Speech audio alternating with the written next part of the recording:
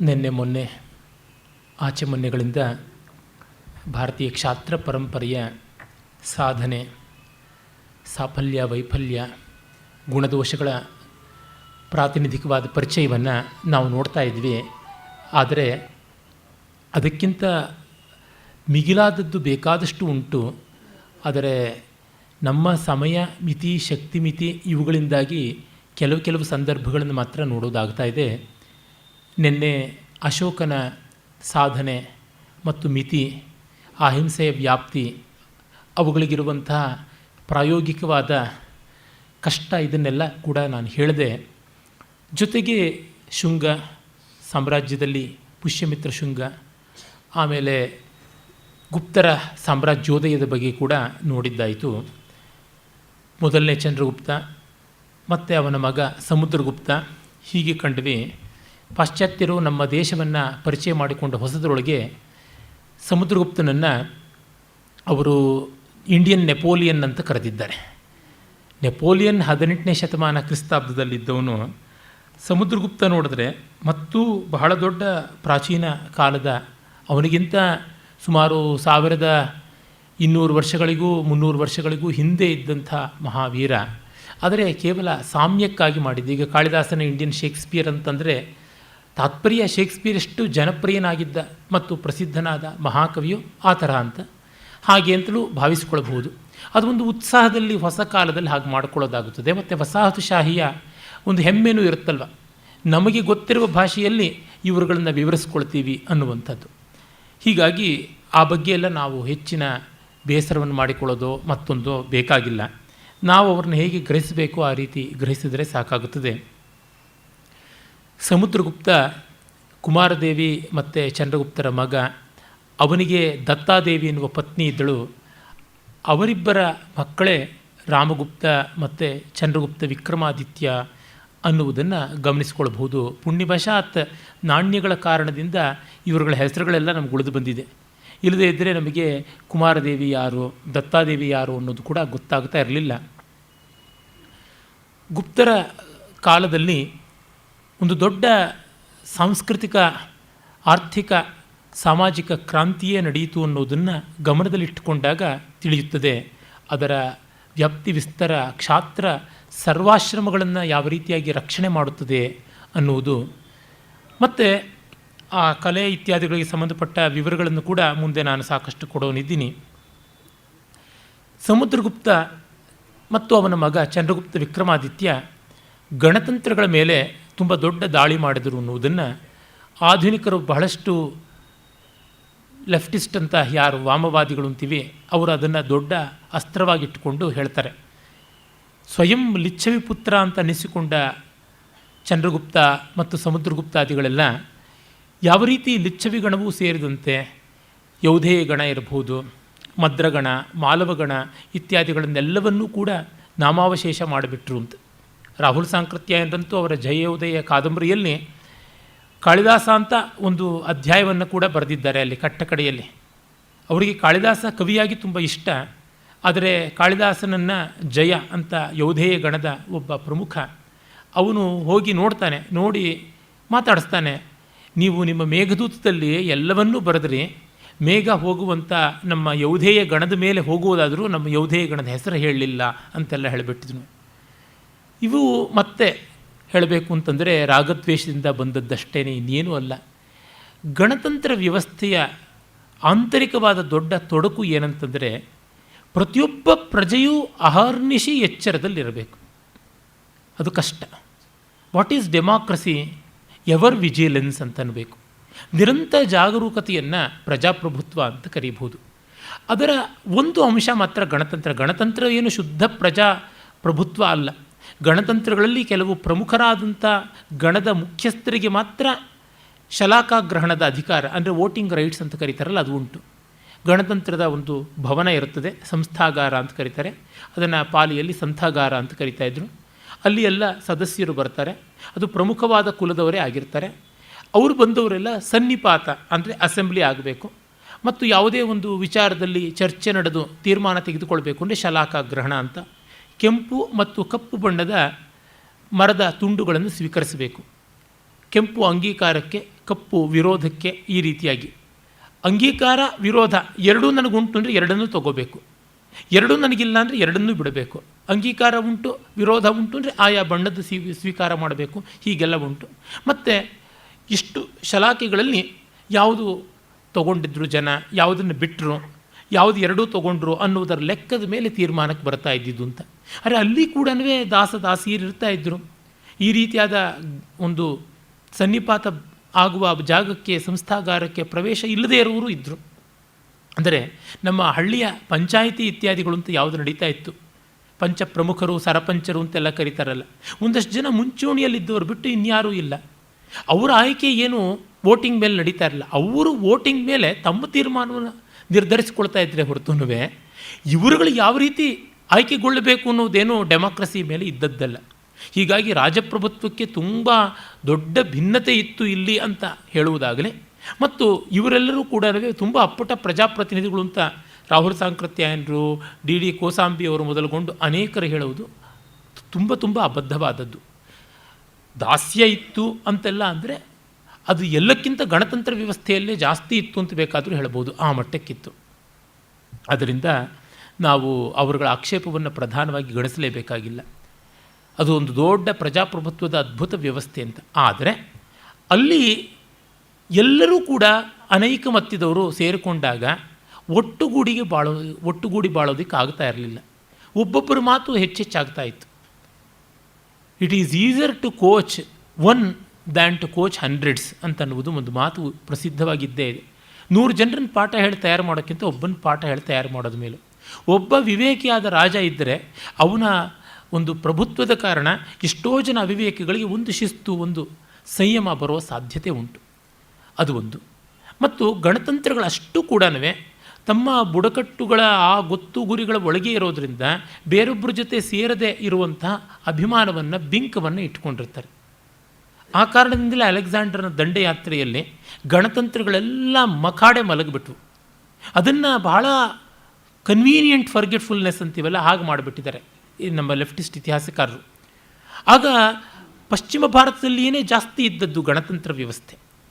ಪೂರ್ವ ಭಾರತದಲ್ಲಿ ಮಗಧದಿಂದ ಆಚೆಗಿತ್ತು. ಪಶ್ಚಿಮ ಭಾರತದಲ್ಲಿ ಗಂಧಾರ, ತಕ್ಷಶಿಲೆ ಮತ್ತು ಮಾಲವ ಇವೆಲ್ಲ ಕೂಡ ಅದಕ್ಕೆ ಸಂಬಂಧಪಟ್ಟಿದ್ದಾಗಿತ್ತು. ಆ ಗಣತಂತ್ರಗಳೆಲ್ಲ ಆದಾಗ ಗೊತ್ತಾಗಬೇಕಾಗಿತ್ತು. ಕೌಟಿಲ್ಯ ಅದನ್ನೇ ಗಮನಿಸಿಕೊಂಡು ಗಣತಂತ್ರ ವ್ಯವಸ್ಥೆಯಲ್ಲಿ ಗಟ್ಟಿತನ ಇಲ್ಲ ಅಂತ ಕಂಡುಕೊಂಡ. ಅದು ಯಾವಾಗ ಸರಿಯಾಗಿ ನಡೆದೀತು ಅಂತಂದರೆ ಹೊರಗಿನ ಆಕ್ರಮಣಗಳಿಲ್ಲದೇ ಇದ್ದಾಗ ನಡೆದೀತು. ಮತ್ತು ನಮ್ಮ ಚೌಕಟ್ಟಿನೊಳಗೆ, ನಮ್ಮ ಧರ್ಮದ ಒಳಗೆ, ಧರ್ಮ ಅಂತಂದರೆ ಒಂದು ಶಿಸ್ತಿನ ಒಳಗೆ ಯುದ್ಧ ಮಾಡುವಾಗಲೂ ನಡೆದೀತು. ಉದಾಹರಣೆಗೆ ಯಾದವರು ಗಣತಂತ್ರ ವ್ಯವಸ್ಥೆಯವರೇ ಆಗಿದ್ದರು. ವೇದಗಳಲ್ಲಿ ಇದ್ದದ್ದು ಪ್ರಾಚೀನ ಗಣತಂತ್ರ ವ್ಯವಸ್ಥೆಗಳಿದ್ದದ್ದೇ. ಅವುಗಳೆಲ್ಲ ಒಂದಷ್ಟು ಮಟ್ಟಿಗೆ ನಡೆದಿದ್ದಕ್ಕೆ ಕಾರಣ ಇವುಗಳಿಗೆ ಯಾವ ಬೆಲೆಯೂ ಕೊಡದೇ ಇರುವ ವಿದೇಶಿಯರು ಯುದ್ಧ ಮಾಡದೇ ಇದ್ದಿದ್ದರಿಂದ. ಮಾಡಿದಾಗ ಏನಾಗಬೇಕಾಗುತ್ತದೆ?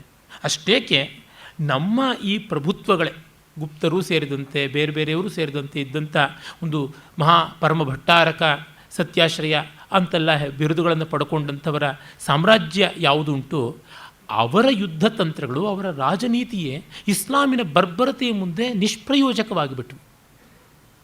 ಅದನ್ನು ಬಹಳ ಚೆನ್ನಾಗಿ ಎ ಕೆ ವಾರ್ಡರ್ ಅವರು ಇಂಡಿಯನ್ ಕಾವ್ಯ ಲಿಟ್ರೇಚರ್ ಅನ್ನುವ ತಮ್ಮ ಹಲವು ಸಂಪುಟಗಳ ಭಾರತೀಯ ಸಾಹಿತ್ಯ ವಿವೇಚಕ ಮೌಲಿಕ ಗ್ರಂಥ ಮಾಲೆಯಲ್ಲಿ ಹೇಳ್ತಾರೆ. ಒಂದು ಕಡೆಗೆ ವಿಶಾಖದತ್ತನ ಮುದ್ರಾ ರಾಕ್ಷಸವನ್ನು ಕುರಿತು ಅವರು ಬರೀತಾ ಹೇಳ್ತಾರೆ, ಎಲ್ಲಿವರೆಗೂ ಚಾಣಕ್ಯನ ದೃಷ್ಟಿಯನ್ನು ಇಟ್ಟುಕೊಂಡು ಭಾರತ ಬಾಳ್ತೋ ಅಲ್ಲಿವರೆಗೆ ತನ್ನ ಸ್ವಾತಂತ್ರ್ಯವನ್ನು, ಗೌರವವನ್ನು, ಸಂಸ್ಕೃತಿಯನ್ನು ಗಟ್ಟಿಯಾಗಿ ಚೆನ್ನಾಗಿ ಉಳಿಸಿಕೊಂಡು ಹೋಗೋದಕ್ಕಾಯಿತು. ಯಾವಾಗ ಅದು ಕೇವಲ ಉದಾರ ನೀತಿಯನ್ನು ಅನುಸರಿಸೋದಕ್ಕೆ ಆರಂಭ ಮಾಡ್ತೋ, ಯುದ್ಧದಲ್ಲಿ ಸಲ್ಲಿಸಬೇಕಾದಂಥ ಗೌರವ ಅಂತ ಯಾವುದೋ ಒಂದು ಕಾಲದ ನೀತಿಯನ್ನು ಬರ್ಬರರಿಗೂ ಕೂಡ ಅನ್ವಯ ಮಾಡಿದ್ರು, ಆಗ ಅದು ಕಳ್ಕೊಳ್ಬೇಕಾಯಿತು ಎಲ್ಲವನ್ನ ಅಂತ. ಈ ಭಾವವನ್ನೇ ವಿಲ್ ಡ್ಯುರಾಂಟ್ ಕೂಡ ಸ್ಟೋರಿ ಆಫ್ ಸಿವಿಲೈಸೇಷನ್ನಲ್ಲಿ ಹೇಳ್ತಾರೆ. ಅಂದರೆ ಯಾರು ಕಾನೂನಿಗೆ ಬೆಲೆ ಕೊಡ್ತಾರೋ ಅವ್ರ ಹತ್ರ ಕಾನೂನಿನ ವಿಷಯದಲ್ಲಿ ಮಾತಾಡ್ಬೋದು. ಕಾನೂನಿಗೆ ಬೆಲೆ ಕೊಡದೇ ಇರೋರ ಹತ್ರ ನೀವು ಹೋಗ್ಬಿಟ್ಟು ಕಾನೂನಿನ ಪುಸ್ತಕ ಇಟ್ಕೊಂಡ್ರೆ ಏನು ಪ್ರಯೋಜನ ಆಗುತ್ತೆ? ಕದಾನುಂಗೋರಿಗೆ ಹಪ್ಪಳ ಈಡೆ ಅಂತ ಗಾದೆ ಉಂಟಲ್ಲ, ಅಲ್ಲ. ಯಸ್ಯ ಪ್ರಮಾಣಂ ನ ಭವೇತ್ ಪ್ರಮಾಣಂ ಕಸ್ತಸ್ಯ ಕುರ್ಯಾತ್ ವಚನಂ ಪ್ರಮಾಣಂ. ಅಗ್ರಿಮೆಂಟ್ ಇರೋ ಜಾಗದಲ್ಲಿ ನಿಮ್ಮ ಭಾಷೆ ಅರ್ಥ ಆಗೋವನ ಹತ್ರ ನೀವು ನಿಮ್ಮ ಭಾಷೆ ಬಳಸ್ಬೋದು. ಭಾಷೆಯೇ ಅರ್ಥ ಆಗದೇ ಇದ್ದವನ ಹತ್ರ ನೀವು ಏನು ಮಾತಾಡೋದಕ್ಕೆ ಸಾಧ್ಯ? ಇನ್ನೇನಾದರೂ ಬೇರೆ ಭಾಷೆ ಹುಡ್ಕೊಳ್ಬೇಕು. ಆಗ ಈ ಶಿವಲ್ರಿ ಲ್ಯಾಂಗ್ವೇಜ್ ಸಾಕಾಗೋದಿಲ್ಲ, ಶಿಷ್ಟಾಚಾರದ ಭಾಷೆ ಸಾಕಾಗೋದಿಲ್ಲ, ಆಗ ಅನಿಷ್ಟಾಚಾರದ ಭಾಷೆ ಬೇಕಾಗುತ್ತದೆ. ಅದನ್ನು ಮಹಾಭಾರತದ ದಂಡನೀತಿ ಸ್ಪಷ್ಟವಾಗಿ ಹೇಳಿದೆ. ಮಾಯಾವಿ ಮಾಯೆಯಾ ಬದ್ಧ ಮಾಯಾವಿನಂತು ರಾಜಾನಂ ಮಾಯೈವ ನಿಕೃಂತತು. ಕೃಷ್ಣ ದುರ್ಯೋಧನ ವಧೆ ಸಂದರ್ಭದಲ್ಲಿ ಹೇಳಿದ ಮಾತುಗಳು. ಹೀಗೆ ಕಂಡಾಗ ಗಣತಂತ್ರ ವ್ಯವಸ್ಥೆಯನ್ನು ಸಮುದ್ರಗುಪ್ತಾದಿಗಳು ಧ್ವಂಸ ಮಾಡಿದ್ರು ಅಂತ ದೂಷಣೆ ಮಾಡುವವರು ಇಸ್ಲಾಂ ಭಾರತೀಯ ಸಾಮ್ರಾಜ್ಯ ವ್ಯವಸ್ಥೆಯನ್ನು ನಾಶ ಮಾಡಿತು ಅಂತ ದೂಷಣೆ ಮಾಡೋದಿಲ್ವಲ್ಲ. ದೂಷಣೆ ಮಾಡೋರಿದ್ದರೆ ಎರಡನ್ನೂ ಮಾಡಬೇಕು, ಇಲ್ಲದೇ ಇದ್ದರೆ ಹೇಗೆ? ಎಫ್ ಹುಸೇನ್ ಚಿತ್ರದ ಬಗ್ಗೆ ಬಂದದ್ದು ಅದೇ ದೊಡ್ಡ ಪ್ರಶ್ನೆ ತಾನೆ. ಸರಸ್ವತಿಯನ್ನೋ ಸೀತೆಯನ್ನೋ ದುರ್ಗೆಯನ್ನೋ ಭಾರತ ಮಾತೆಯನ್ನೋ ಬೇಕಾದಂತೆ ಚಿತ್ರಿಸುವವರು ಮದರ್ ತೆರೇಸಾನೋ ತನ್ನ ತಾಯಿಯನ್ನು ಯಾಕೆ ಚಿತ್ರಿಸ್ತಾ ಇಲ್ಲ ಹಾಗೆ ಅನ್ನುವಂಥದ್ದು. ಇವರೆಲ್ಲ ಎಂದೂ ನಗ್ನರಾಗಿದ್ದಿದ್ದಿಲ್ಲ, ಇವರುಗಳೆಲ್ಲ ನಗ್ನರಾಗಿದ್ದುಂಟೆ, ಅವರು ಸೀರೆ ಉಟ್ಟಂಥದ್ದು ಉಂಟಲ್ಲ ಬೇಕಾದಂತೆ. ನಮ್ಮ ಉತ್ತರ ಭಾರತದ ಸೀತೆಯನ್ನು ನೋಡಿದ್ರೆ ಇವತ್ತು ಮಾರ್ವಾಡಿ ಹೆಂಗಸರ ಥರ ತಲೆ ಮೇಲೂ ಮುಸ್ಕಾಕೊಳ್ಳೋ ರೀತಿಯಲ್ಲಿ ಚಿತ್ರಣ ಮಾಡ್ತಾನೆ. ಅದನ್ನು ಯಾತಕ್ಕೆ ಮಾಡಲಿಲ್ಲ? ಮತ್ತು ಉದ್ದೇಶ ಏನಿತ್ತು ಅಂತ ಹೀಗೆ ನೋಡುವಂಥದ್ದಾಗುತ್ತದೆ. ಈ ದೃಷ್ಟಿಯಿಂದ ಕಂಡಾಗ ಒಂದನ್ನು ಇಟ್ಕೊಂಡ್ರೆ ಅಳತೆಗೋಲಾಗಿ ಅದನ್ನು ಸರ್ವತ್ರ ಪ್ರಮಾಣವಾಗಿ ಬಳಸಬೇಕು. ಸೆಲೆಕ್ಟಿವ್ ಆಗಿಬಿಟ್ಟಾಗ ನಾವು ಸೆಲೆಕ್ಟಿವ್ ಆಗ್ತೀವಿ, ನಾವು ಎಲ್ಲಿ ಹೊಡಿಬೇಕು ಅಲ್ಲಿ ಹೊಡಿತೀವಿ. ಬಿಲೋ ದಿ ಬೆಲ್ಟ್ ಅನ್ನುವಂಥದ್ದು it becomes very obvious while hitting below the belt. ಇದು ಗಣತಂತ್ರ ವ್ಯವಸ್ಥೆಯ ಪರವಾಗಿ ಮಾತನಾಡುವವರು ಅರ್ಥ ಮಾಡಿಕೊಳ್ಳಬೇಕಾದದ್ದು. ಮತ್ತು ಬುದ್ಧ ಅವನನ್ನು ತುಂಬ ದೊಡ್ಡ ಪ್ರಮಾಣ ಪುರುಷ ಅಂತ ತೆಗೆದುಕೊಳ್ಳೋರು ಗಣತಂತ್ರ ವ್ಯವಸ್ಥೆಯನ್ನು ಸಾಮ್ರಾಜ್ಯ ವ್ಯವಸ್ಥೆಯನ್ನು ಎರಡನ್ನೂ ಕೂಡ ಅವನು ಯಾವ ರೀತಿಯ ಆಕ್ಷೇಪವೂ ಇಲ್ಲದೆ ಗಮನಿಸಿದ, ಪ್ರೀತಿಸಿದ. ಬುದ್ಧ ಸ್ವಯಂ ಗಣತಂತ್ರ ವ್ಯವಸ್ಥೆಯಿಂದ ಬಂದವನು. ಶಾಕ್ಯಗಣ, ಅವರ ಪಕ್ಕದಲ್ಲೇ ಇದ್ದದ್ದು ಕೋಲಿಯ ಗಣ. ಶಾಕ್ಯಗಣಕ್ಕೂ ಕೋಲಿಯ ಗಣಕ್ಕೂ ನಿರಂಜರ ನದಿ, ಅದನ್ನು ನಿರಂಜನ ಅಂತ ಸಂಸ್ಕೃತದಲ್ಲಿ ಹೇಳ್ತಾರೆ, ನೇರೇಂಜರ ಅಂತ ಪಾಲಿಯಲ್ಲಿ ಹೇಳ್ತಾರೆ. ಆ ನಿರಂಜರ ನದಿಯ ನೀರನ್ನು ಹಂಚಿಕೊಳ್ಳೋ ವಿಷಯದಲ್ಲಿ ದೊಡ್ಡ ಜಗಳ ಬಂತು. ಅದನ್ನೆಲ್ಲ ಕಂಡವನು, ಗಣತಂತ್ರದ ತಗಾದೆಗಳನ್ನೆಲ್ಲ ಕಂಡಂಥವನು. ಮಲ್ಲಗಣವೂ ಅವನಿಗೆ ಭಕ್ತರಾಗಿದ್ದರು, ಮದ್ರಗಣವೂ ಭಕ್ತರಾಗಿದ್ದರು, ಎಲ್ಲ ಗಣಗಳು ಭಕ್ತರೇ ಆಗಿದ್ದರು. ಜೊತೆಗೆ ಆ ಗಣತಂತ್ರ ವ್ಯವಸ್ಥೆಗೆ ವ್ಯತಿರಿಕ್ತವಾಗಿ ನಿಂತ ಅಜಾತಶತ್ರು, ಅವನ ತಂದೆ ಬಿಂಬಿಸಾರ ಶ್ರೇಣ್ಯಕ, ಇತ್ತ ಕಡೆಗೆ ಬಂದರೆ ಪ್ರಸೇನಜಿತ್ ಶ್ರಾವಸ್ತಿಯ ಕೇಂದ್ರವಾಗಿ ಮಾಡಿಕೊಂಡ ಕೋಸಲ ದೇಶದ ಮಹಾರಾಜ. ಆ ಪ್ರಸೇನಜಿತ್ತನ ಮಗ ವಿಡೂರತ ಅಂತ ಇದ್ದ. ಅವನಿಗೆ ಬುದ್ಧನ ಬಗ್ಗೆಗೆ ಎಷ್ಟು ಅಬ್ಸೆಷನ್ ಅಂತಂದರೆ ಬುದ್ಧನ ಕುಲದ ಶಾಕ್ಯ ಕನ್ಯೆಯನ್ನೇ ತಾನು ಮದುವೆ ಆಗಬೇಕು ಅಂತ ಅಂದ್ಕೊಂಡ. ಶಾಕ್ಯರಿಗೆ ಎಂಥ ಮಡಿವಂತಿಕೆ ಇತ್ತು ಅಂತಂದರೆ ತಮ್ಮ ಕುಲ ಉನ್ನತವಾದ ಕುಲ, ಆ ಉನ್ನತ ಕುಲದಿಂದ ಹೆಣ್ಣನ್ನು ಬೇರೆ ಯಾರಿಗೂ ಕೊಡಬಾರದು ಅಂತ ಇತ್ತು. ಆದರೆ ಪ್ರಬಲನಾದ ರಾಜ ಪ್ರಸೇನಜಿತ್ ಅವನ ಬೇಡಿಕೆಯನ್ನು ಇಲ್ಲ ಅಂತಂದರೆ ತಮ್ಮ ಗಣ ನಾಶ ಆಗುತ್ತದೆ ಅಂತ. ಅದಕ್ಕೆ ಅವರು ಏನು ಮಾಡ್ತಾರೆ, ಬೌದ್ಧ ಗ್ರಂಥಗಳಲ್ಲಿ ಇವೆಲ್ಲ ಸ್ಪಷ್ಟವಾಗಿ ದಾಖಲೆಗೊಂಡಿವೆ, ಸುತ್ತಪಿಟಕವೇ ಸಾಕ್ಷ್ಯ. ಅವರು ಇವನ ಸಂದೇಶ ಬಂದಾಗ ಆಗಲಿ ಅಂತ ಒಂದು ಹೆಣ್ಣನ್ನು ಗೊತ್ತು ಮಾಡಿ ಮದುವೆ ಮಾಡಿಸ್ತೀವಿ ಅಂತಾರೆ. ಇವನು ಪ್ರಸೇನಜಿತ್ ತುಂಬ ಜಾಣ, ಮಂತ್ರಿಗಳಿಗೆ ಹೇಳಿರ್ತಾನೆ, ನೀವು ಪರೀಕ್ಷೆ ಮಾಡಿ ನೋಡಿ, ಅವರಿಗೆ ತುಂಬ ಸ್ವಜಾತಿಯ ಬಗ್ಗೆ ಅಭಿಮಾನ ಉಂಟು, ನನಗೇನೋ ಬುದ್ಧನ ಬಗ್ಗೆ ಭಕ್ತಿ, ಆದರೆ ಅವರಿಗೆ ಅವರ ಸ್ವಜಾತಿಯ ಬಗ್ಗೆನೇ ಅಭಿಮಾನ ಉಂಟಾದ್ದರಿಂದ ನಿಜವಾಗಿ ಅವರ ಹೆಣ್ಣನ್ನು ಕೊಡ್ತಾರೋ ಇಲ್ವೋ ನೋಡಿ ಅಂತ. ವಸ್ತುತಃ ಅವರು ಒಬ್ಬ ದಾಸಿಯನ್ನು ಏರ್ಪಾಟು ಮಾಡಿದರು, ರಾಜಕುಮಾರಿಯನ್ನು ಅಲ್ಲ. ಅದಕ್ಕೆ ಹೋಗಿದ್ದಂಥ ಮಧ್ಯವರ್ತಿಗಳು ಯಾರಿರ್ತಾರೆ, ಅವರು ತಂದೆಯ ತಟ್ಟೆಯಲ್ಲೇನೇ ಈ ಹುಡುಗಿ ಊಟ ಮಾಡಬೇಕು, ಆಗ ಮಾತ್ರ ಒಪ್ಕೋತೀವಿ ಅಂತ. ಆಗ ಅದಕ್ಕೂ ಅವರು ಇವರು ಚಾಪೆ ಕೆಳಗೆ ನುಸುಳಿದ್ರೆ ಅವ್ರು ರಂಗೋಲಿ ಕೆಳಗೆ ನುಸುಳೋದಕ್ಕೆ ಸಿದ್ಧ ಆದರು. ಆ ದಾಸಿ ಯಾವಳಿದ್ದಾಳೆ ಹುಡುಗಿ, ಅವಳನ್ನು ಎದುರಿಗೆ ಕೂಡಿಸ್ಕೊಂಡು ಶಾಕ್ಯ ಪ್ರಮುಖನಾಗಿ ಆಗ ಎಲೆಕ್ಟ್ ಆದಂಥವನು ಮಹಾನಾಮ ಅಂತ. ಶುದ್ಧೋಧನ ಆಗ ಇರಲಿಲ್ಲ, ಮಹಾನಾಮ ಕೂತಿದ್ದ. ಮಹಾನಾಮ ತಟ್ಟೆಗೆಲ್ಲ ಬಡಿಸಿದ ತಕ್ಷಣ ಮೊದಲು ಒಂದೆರಡು ತುತ್ತು ತಿಂದ, ಅವಳು ಅನ್ನ ಕಲಿಸ್ತಾ ಇದ್ಲು ಅಷ್ಟೇ. ಆಮೇಲೆ ಯಾವುದೋ ಒಂದು ಇದ್ದಕ್ಕಿದ್ದಂಗೆ ಉದ್ವಿಗ್ನ ಆಗೋ ಒಬ್ಬ ಪತ್ರವಾಹಕ ಬಂದ, ಯಾವುದೋ ಒಂದು ಪತ್ರವನ್ನು ತೆಗೆದುಕೊಂಡು ಬಂದ. ಮಹಾನಾಮ ಎಡಗೈನಲ್ಲಿ ಆ ಪತ್ರವನ್ನು ತೆಗೆದು ಡೀಟೇಲಾಗಿ ಓದಿ ನೋಡ್ತಾ ಅದಕ್ಕೆ ವಿವರಣೆ ಕೊಡ್ತಕ್ಕಂಥದ್ದು, ಅದು ಏನಾಗಬೇಕು ಅಂತ ಹೇಳ್ತಾ ಅನ್ನ ಕೈಯಲ್ಲಿ ಬಲಗೈಯಲ್ಲಿ ಕಲಿಸ್ತಾನೇ ಇದ್ದ. ಇವಳು ತಾನು ನಿರಾತಂಕವಾಗಿ ಇಡೀ ತಟ್ಟೆಯಲ್ಲಿರೋದೆಲ್ಲ ತಿಂದುಬಿಟ್ಲು. ಅವರು ಅಂದ್ಕೊಂಡಿದ್ದಿಬ್ರು ಒಂದು ತಟ್ಟೆಯಲ್ಲಿ ಊಟ ಮಾಡೋದು ಅಂತ. ಇವನ ಎಂಜಲನ್ನು ಅವಳು ತಿಂದಳಷ್ಟೇ ಹೊರತುನುವೆ ಅವಳ ಎಂಜಲನ್ನು ಇವನು ತಿನ್ನಲಿಲ್ಲ. ಇದು ಇವ್ರಿಗೆ ಗೊತ್ತಾಗಲಿಲ್ಲ. ಅವ್ರು ಕನ್ವಿನ್ಸ್ ಆಯಿತು, ಈ ಹುಡುಗಿ ಶಾಕ್ಯ ಕುಲದವಳೆ ಹೌದು ಅಂತ. ಪ್ರಸೇನಜಿತ್ತನಿಗೆ ಮದುವೆಯೂ ಆಯಿತು. ಮದುವೆ ಆದಮೇಲೆ ಮಗನೂ ಆದ, ವಿಡೂರತ ಅಂತ ಅವನಿಗೆ ಹೆಸರಿಟ್ಟರು. ಅವನು ಮತ್ತೆ ತರುಣ್ಯದಲ್ಲಿದ್ದಾಗ ಅಜ್ಜನ ಮನೆಗೆ ಹೋಗಬೇಕು ಅಂತ ಹೋದಾಗ ಇವನು ದಾಸಿ ಪುತ್ರ, ಇವನಿಗೆ ಹೇಗೆ ಸಮಾನವಾಗಿ ಗೌರವ ಕೊಡೋದು, ನಮ್ಮ ಮಕ್ಕಳೆಲ್ಲ ಇವನ ಜೊತೆಗೆ ಬೆರೆತರೆ ಜಾತಿ ಕೆಟ್ಟೋಗ್ಬಿಡುತ್ತೆ ಅಂತ ಆ ಊರಿನಲ್ಲಿ ಯಾವ ಅವನ ವಯಸ್ಸಿನ ತರುಣರು ಇಲ್ಲದಂತೆ ಅವ್ರನ್ನೆಲ್ಲ ಬೇರೆ ಕಡೆ ಕಳಿಸ್ಬಿಟ್ರು. ಮತ್ತು ಇವರು ಮುದುಕರ ಜೊತೆಗೆ ಎಷ್ಟು ಜನ ಎಂಟರ್ಟೈನ್ ಮಾಡೋಕ್ಕೆ ಸಾಧ್ಯ, ಬರ್ತೀನಿ ಅಂತ ಅವನು ಹೊರಟ ಮೇಲೆ ಅವನ ಪರಿವಾರದವನು ಯಾವುದೋ ಒಂದು ಪದಾರ್ಥವನ್ನು ಮರೆತಿದ್ದೀನಿ ಅಂತ ವಾಪಸ್ ಬಂದ ಬಿಡಾರಕ್ಕೆ ಬಂದರೆ ಒಬ್ಬ ಮುದುಕಿ ಎಲ್ಲವನ್ನೂ ಹಾಲಿಂದ ಪಂಚಗವ್ಯದಿಂದ ಶುದ್ಧ ಮಾಡ್ತಾಯಿದ್ಲು. ಪಂಚಗವ್ಯ ನನ್ನ ಶಬ್ದ ತತ್ಸದೃಶವಾದದ್ರಿಂದ. ಏನು ಅಂತಂದರೆ, ಯಾವನೋ ನಮ್ಮ ದಾಸಿ ಮಗ ಬಂದುಬಿಟ್ಟ, ನನ್ನ ಮುದುಕಿ ನನಗೆ ಉಪ್ಪಿನ ಕಾಲದಲ್ಲಿ ಎಲ್ಲ ಕ್ಲೀನ್ ಮಾಡಬೇಕಾಗಿದೆ, ಮೈಲಿಗೆ ತೊಳಿಬೇಕಾಗಿದೆ ಅಂತ. ಅವನು ನೇರವಾಗಿ ಹೋಗಿ ವಿಡುವ್ರತನಿಗೆ ಹೇಳ್ದ. ಅವನಿಗೆ ಸಿಕ್ಕಾಪಟ್ಟೆ ಕೋಪ ಬಂದು, ನನ್ನ ತಂದೆಗೆ ಮೋಸ ಮಾಡಿದ್ರು, ನನಗೆ ಅವಮಾನ ಮಾಡಿದ್ರು ಅಂತ ಶಾಕ್ಯ ಕುಲವನ್ನು ಧ್ವಂಸ ಮಾಡದ ಅಂತ ಬರ್ತದೆ. ಇದು ಗಣತಂತ್ರಗಳ ಮಡಿ, ಇದು ಗಣತಂತ್ರಗಳ ಔದಾರ್ಯ, ಇದು ಗಣತಂತ್ರಗಳ ಸ್ನೇಹ, ವಿಶ್ವಾಸ, ಡೆಮಾಕ್ರಸಿ. ಇಂಥ ಗಣತಂತ್ರಗಳು ಎಷ್ಟು ಬಾಳಬೇಕಾಗಿತ್ತು. ಇದರ ಬಗ್ಗೆ ಎಲ್ಲ ರಾಹುಲ ಸಾಂಕೃತ್ಯಾಯನರು, ಧರ್ಮಾನಂದ ಕೋಸಾಂಬಿ ಅವರು, ಭದಂತ ಕೋಸಲಾಯನ ಒಬ್ಬರೊಬ್ಬರು ಏನೂ ಮಾತಾಡೋದಿಲ್ಲ. ಆ ಒರಿಜಿನಲ್ಸನ್ನು ಓದ್ಕೊಂಡವರು ಇವರೆಲ್ಲ ಸಂಸ್ಕೃತ ಪ್ರಾಕೃತಾದಿಗಳಲ್ಲಿ ದಿಗ್ಧಂತಿಗಳು. ಅದು ಏನೂ ಗೊತ್ತಿಲ್ಲದೆ ಅಂದರೆ ಟೋನ್ನಾಗಿ ಬರದೇ ಇದ್ದವರು ಬೇಕಾದಂತೆ ಆಕ್ಷೇಪ ಮಾಡ್ತಾರೆ ಸಮುದ್ರಗುಪ್ತನ ಮೇಲೆ, ಚಂದ್ರಗುಪ್ತನ ಮೇಲೆ ಎಲ್ಲ. ಹೀಗಾಗಿ ಗಣತಂತ್ರ ವ್ಯವಸ್ಥೆಯ ಆಂತರಿಕ ದೌರ್ಬಲ್ಯ ಮಾತ್ರವಲ್ಲದೆ ಅವರ ಒಂದು ಜಾತಿಯ ಅಭಿಮಾನದ ಅಹಂಕಾರ ಇದೆಯಲ್ಲ, ಅದು ಗಣಗಣಗಳ ಮಧ್ಯೆ ಎಷ್ಟಿತ್ತು ಅನ್ನೋದಕ್ಕೆ ಇನ್ನೂ ಒಂದು ಬೌದ್ಧ ಗ್ರಂಥದಿಂದ ಉದಾಹರಣೆ ಕೊಡ್ತೀನಿ. ಮಲ್ಲಗಣದ ಬಂಧುಲ ಅಂತ ಇದ್ದ. ಆ ಬಂಧುಲ ತನ್ನ ಹೆಂಡತಿ ಮಲ್ಲಿಕಾ, ಅವಳು ಲಿಚ್ಛವಿಗಣದ ಪ್ರಮುಖವಾದ ಕೇಂದ್ರವಾಗಿದ್ದ ವೈಶಾಲಿಯಲ್ಲಿದ್ದಂತಹ ಅಭಿಷೇಕ ಸರೋವರವನ್ನು ಹೋಗಿ ಹೊಕ್ಕು ಅಲ್ಲಿ ಮೀಯಬೇಕು ಅಂತ ಬಸರಿ ಬಯಕೆ ಅಂತಂದಳು. ಎರಡೂ ಗಣತಂತ್ರದವರೇನೆ, ಇಬ್ಬರೂ ಪ್ರಾತ್ಯಕ್ಷತ್ರಿಯರೇ. ಬಂಧುಲ ಮಲ್ಲ ತಾನು ತನ್ನ ಹೆಣ್ಣನ್ನು ಅಂದರೆ ಮಲ್ಲಿಕೆಯನ್ನು ಅವಳಿಗೆ ಅಲ್ಲಿ ಜಲಕ್ರೀಡೆ ಮಾಡಿ ಬರಬೇಕು ಅಂತ ಆಸೆ ಆಗಿದೆ ಅನ್ನೋದಕ್ಕೋಸ್ಕರ ಹೋರಾಡಿ ಬರಬೇಕಾಯಿತು. ಯಾಕೆಂದರೆ ಅವರದನ್ನು ತುಂಬ ಪವಿತ್ರವಾದ ತೀರ್ಥ ಅಂತ ಭಾವಿಸಿದರು. ಪ್ರತಿಯೊಬ್ಬ ಲಿಚ್ಛವಿ ಪ್ರಮುಖವಾದ ಕುಟುಂಬಗಳು ಅಂತ ಒಂದಷ್ಟಿವೆಯಲ್ಲ, ಆ ಕುಟುಂಬದಲ್ಲಿ ಒಬ್ಬ ಸದಸ್ಯ ತೀರ್ಕೊಂಡ ಮೇಲೆ ಅವನ ಜಾಗದಲ್ಲಿ ಇನ್ನೊಬ್ಬ ಆ ಕುಟುಂಬದ ಸದಸ್ಯ ಬರ್ತಾನೆ. ನ್ಯಾಚುರಲ್ ಇನ್ಹೆರಿಟೆನ್ಸ್ ಅದು, ಎಲೆಕ್ಷನ್ನಿಂದ ಅಲ್ಲ. It's all nomination again based on money, power and cost. ಆತ ಆ ಒಂದು ಸರೋವರಕ್ಕೆ ಬಂದು ಜೀವಮಾನದಲ್ಲಿ ಒಂದು ಬಾರಿಗೆ ಮಾತ್ರ ಸರೋವರದಲ್ಲಿ ಸ್ನಾನ ಮಾಡ್ತಾ ಇದ್ದ. ಹೀಗಾಗಿ ಅದು ಬಹಳ ಪವಿತ್ರ ಅಂತ ಭಾವಿಸಿದರು.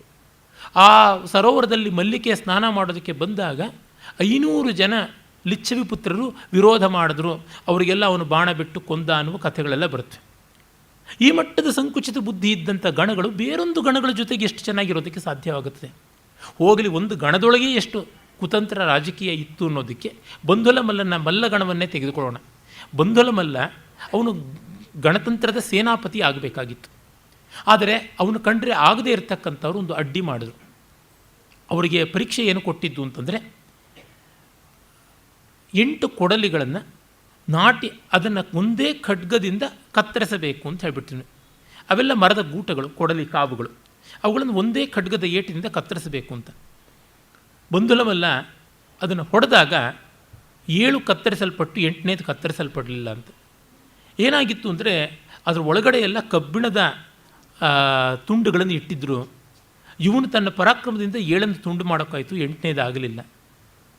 ಇಷ್ಟು ಪರಾಕ್ರಮ ನಿನಗೆ ಆಗ್ಬೋದಾಗಿತ್ತಲ್ಲ ಅಂತ ಹಿತೈಷಿಗಳು ಹೇಳಿದಾಗ, ಇಲ್ಲ, ನನಗೆ ಹೊಡೆಯುವಾಗ ಟಣ್ಣಂತ ಲೋಹದ ಶಬ್ದ ಬಂತು, ನಮ್ಮ ಜನ ಇಷ್ಟು ಮೋಸ ಮಾಡ್ತಾರಂತ ಬೇಸರ ಆದಾಗ ಆ ಒಂದು ಮನಸ್ಸಿನ ಒಂದು ಕ್ಷಣಕಾಲದ ಆ ಬೇಸರ 8ನೇದನ್ನು ಮುರಿದಂತೆ ಮಾಡಿತು ಅಂತ ಹೇಳ್ಬಿಟ್ಟಿದನು.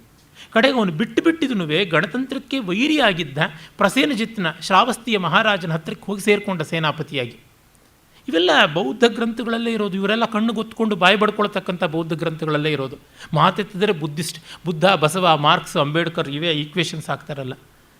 ಅಂದರೆ ಮನುಷ್ಯ ಸ್ವಭಾವದಲ್ಲಿರುವ ದುಷ್ಟತೆ ಗಣತಂತ್ರಕ್ಕೆ ಬಂದ ತಕ್ಷಣ ಏನೇ ಆಗೋದಿಲ್ಲ.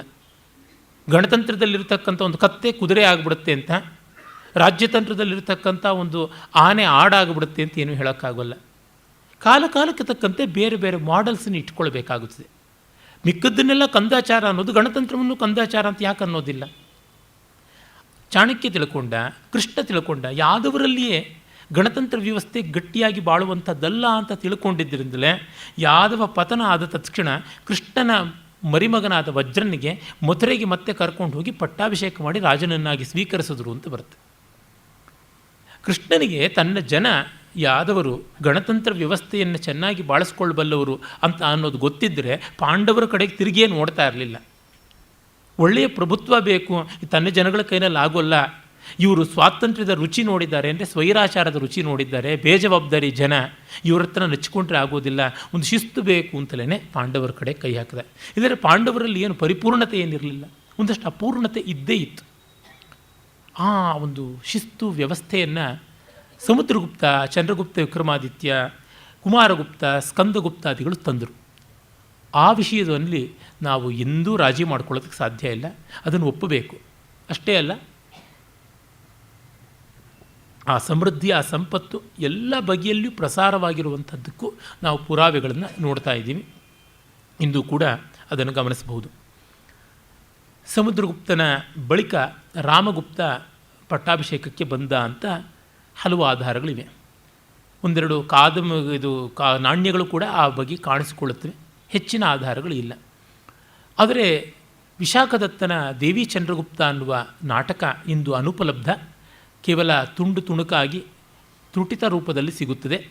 ಅದನ್ನೆಲ್ಲವನ್ನು ಮಹಾ ವಿದ್ವಾಂಸರಾದ ಡಾಕ್ಟರ್ ವಿ ರಾಘವನ್ ಅವರು ತಮ್ಮ ಭೋಜ ಶೃಂಗಾರ ಪ್ರಕಾಶ ಅನ್ನುವ ಗ್ರಂಥದ ಅನುಬಂಧದಲ್ಲಿ ಅಷ್ಟನ್ನು ಬೇರೆ ಬೇರೆ ಮೂಲಗಳಿಂದ ಅಡಕ ಮಾಡಿ ಕೊಟ್ಟಿದ್ದಾನೆ. ಅಂದರೆ ಇಡೀ ನಾಟಕ ಸಿಕ್ಕಿದೆ ಅಂತಲ್ಲ, ಸಾಮಾನ್ಯವಾಗಿ ಒಂದು ಅಂದಾಜು ಗೊತ್ತಾಗುವಂಥದ್ದು, ಆ 5-6 ಅಂಕಗಳ ನಾಟಕದ ಹರಹು ಏನು ಅಂತ ಗೊತ್ತಾಗುತ್ತದೆ. ಅದರ ಪ್ರಕಾರವಾಗಿ ರಾಮಗುಪ್ತ ಹಿರಿಯ ಮಗ, ಸಹಜವಾಗಿ ಅವನಿಗೆ ಪಟ್ಟ ಬಂತು. ಅವನು ಮದುವೆ ಆದಂಥ ತರುಣಿ ಧ್ರುವದೇವಿ. ಅವನು ಧ್ರುವದೇವಿ ಎಲ್ಲರೂ ಕೂಡ ಒಂದು ಪರ್ವತ ಪ್ರಾಂತಕ್ಕೆ ವಿಹಾರಕ್ಕೆ ಹೋಗಿದ್ದಾಗ ಒಬ್ಬ ಶಕ ರಾಜ ತಾನು ರಾಮಗುಪ್ತನನ್ನು ಅಟಕಾಯಿಸಿ ಅವನನ್ನು ನಿರ್ಬಂಧಕ್ಕೆ ಒಳಪಡಿಸಿಬಿಟ್ಟ. ಅವನಿಗೆ ಬಚಾವಾಗೋದಕ್ಕೆ ಬೇರೆ ಯಾವುದೂ ದಾರಿ ಇಲ್ಲದೆ ಧ್ರುವದೇವಿಯನ್ನು ಅವನು ಶಕ ಮಹಾರಾಜನಿಗೆ ಕೊಟ್ಟು ಬಿಡಬೇಕಾಗಿ ಬಂತು. ಧ್ರುವದೇವಿಯನ್ನು ಕೊಡದೆ ತನಗೆ ವಿಮೋಚನೆ ಇಲ್ಲ ಅಂತ ಗೊತ್ತಾಯಿತು. ಧ್ರುವದೇವಿಗೆ ಇದು ತುಂಬ ಅವಮಾನವಾಯಿತು. ಆಗ ಚಂದ್ರಗುಪ್ತ ವಿಕ್ರಮಾದಿತ್ಯ, ಅವನು ಯುವರಾಜ ಅಲ್ಲಿದ್ದ, ಅವನು ಬಂದವನೇ ಪರಿಸ್ಥಿತಿಯನ್ನು ತಿಳಿದುಕೊಂಡು ತಾನು ಸ್ತ್ರೀವೇಷವನ್ನು ಧರಿಸಿ ಧ್ರುವದೇವಿಯಂತೆ ಪಲ್ಲಕ್ಕಿಯಲ್ಲಿ ಹೋಗಿ ಶಕರಾಜನನ್ನು ಧ್ವಂಸ ಮಾಡಿ ಯುದ್ಧದಲ್ಲಿ ವಿಜಯಿಯಾಗಿ ಬಂದ. ಆಮೇಲೆ ರಾಮಗುಪ್ತನಿಗೆ ಆ ಬಗೆಗೆ ತುಂಬ ಅಸೂಯೆ ಬಂತು.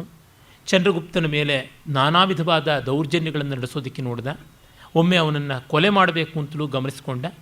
ಆ ಒಂದು ಸೆಣಸಾಟದಲ್ಲಿ, ഇരുಳಿನ ಸೆಣಸಾಟದಲ್ಲಿ ಇವನು ಯಾರು ತನ್ನ ಮೇಲೆ ಈ ಅಟಕಾಯಿಸ್ತಾ ಇರುವುದು ಅಂತ ಗೊತ್ತಿಲ್ಲದೆ ಚಂದ್ರಗುಪ್ತನ ಕೈಯಲ್ಲಿ ರಾಮಗುಪ್ತ ಹತನಾದ.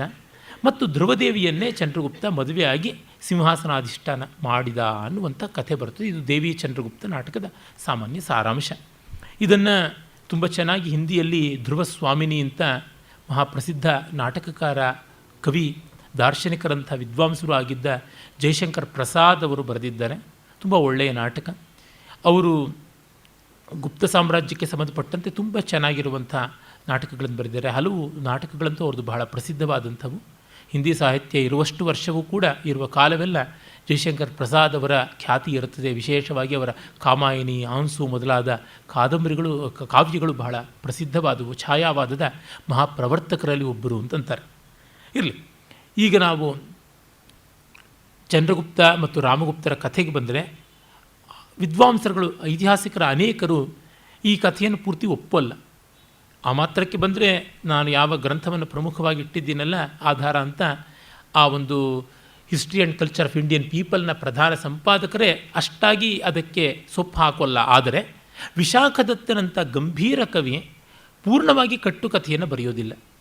ಮಾತ್ರವಲ್ಲ, ಈ ಲೇಖನಾದಿಗಳನ್ನು ಬರೆದವರಿಗೆ ನಾಟಕ ಅನ್ನುವ ಒಂದು ಕೃತಿಯ ಸಂಪ್ರದಾಯ ಅಷ್ಟು ಚೆನ್ನಾಗಿ ಗೊತ್ತಿಲ್ಲ ಅಂತ ಅನಿಸುತ್ತೆ. ನಾಟಕ ಅನ್ನೋದು ಇತಿಹಾಸ ಮತ್ತು ಪುರಾಣಗಳನ್ನು ಆಧರಿಸಿರುವ ಪ್ರಖ್ಯಾತ ವಸ್ತುವಾಗಿರಬೇಕು ಅಂತ. ಪ್ರಕರಣ ಕಲ್ಪಿತವಾಗಬಹುದು, ಆದರೆ ನಾಟಕ ಕಲ್ಪಿತವಾಗಬಾರ್ದು, ಪ್ರಖ್ಯಾತವಿರಬೇಕು. ಅಂದರೆ ಪ್ರಮುಖ ವಿವರಗಳಲ್ಲಿ ಅದು ಸರಿಯಾಗಿರಬೇಕು.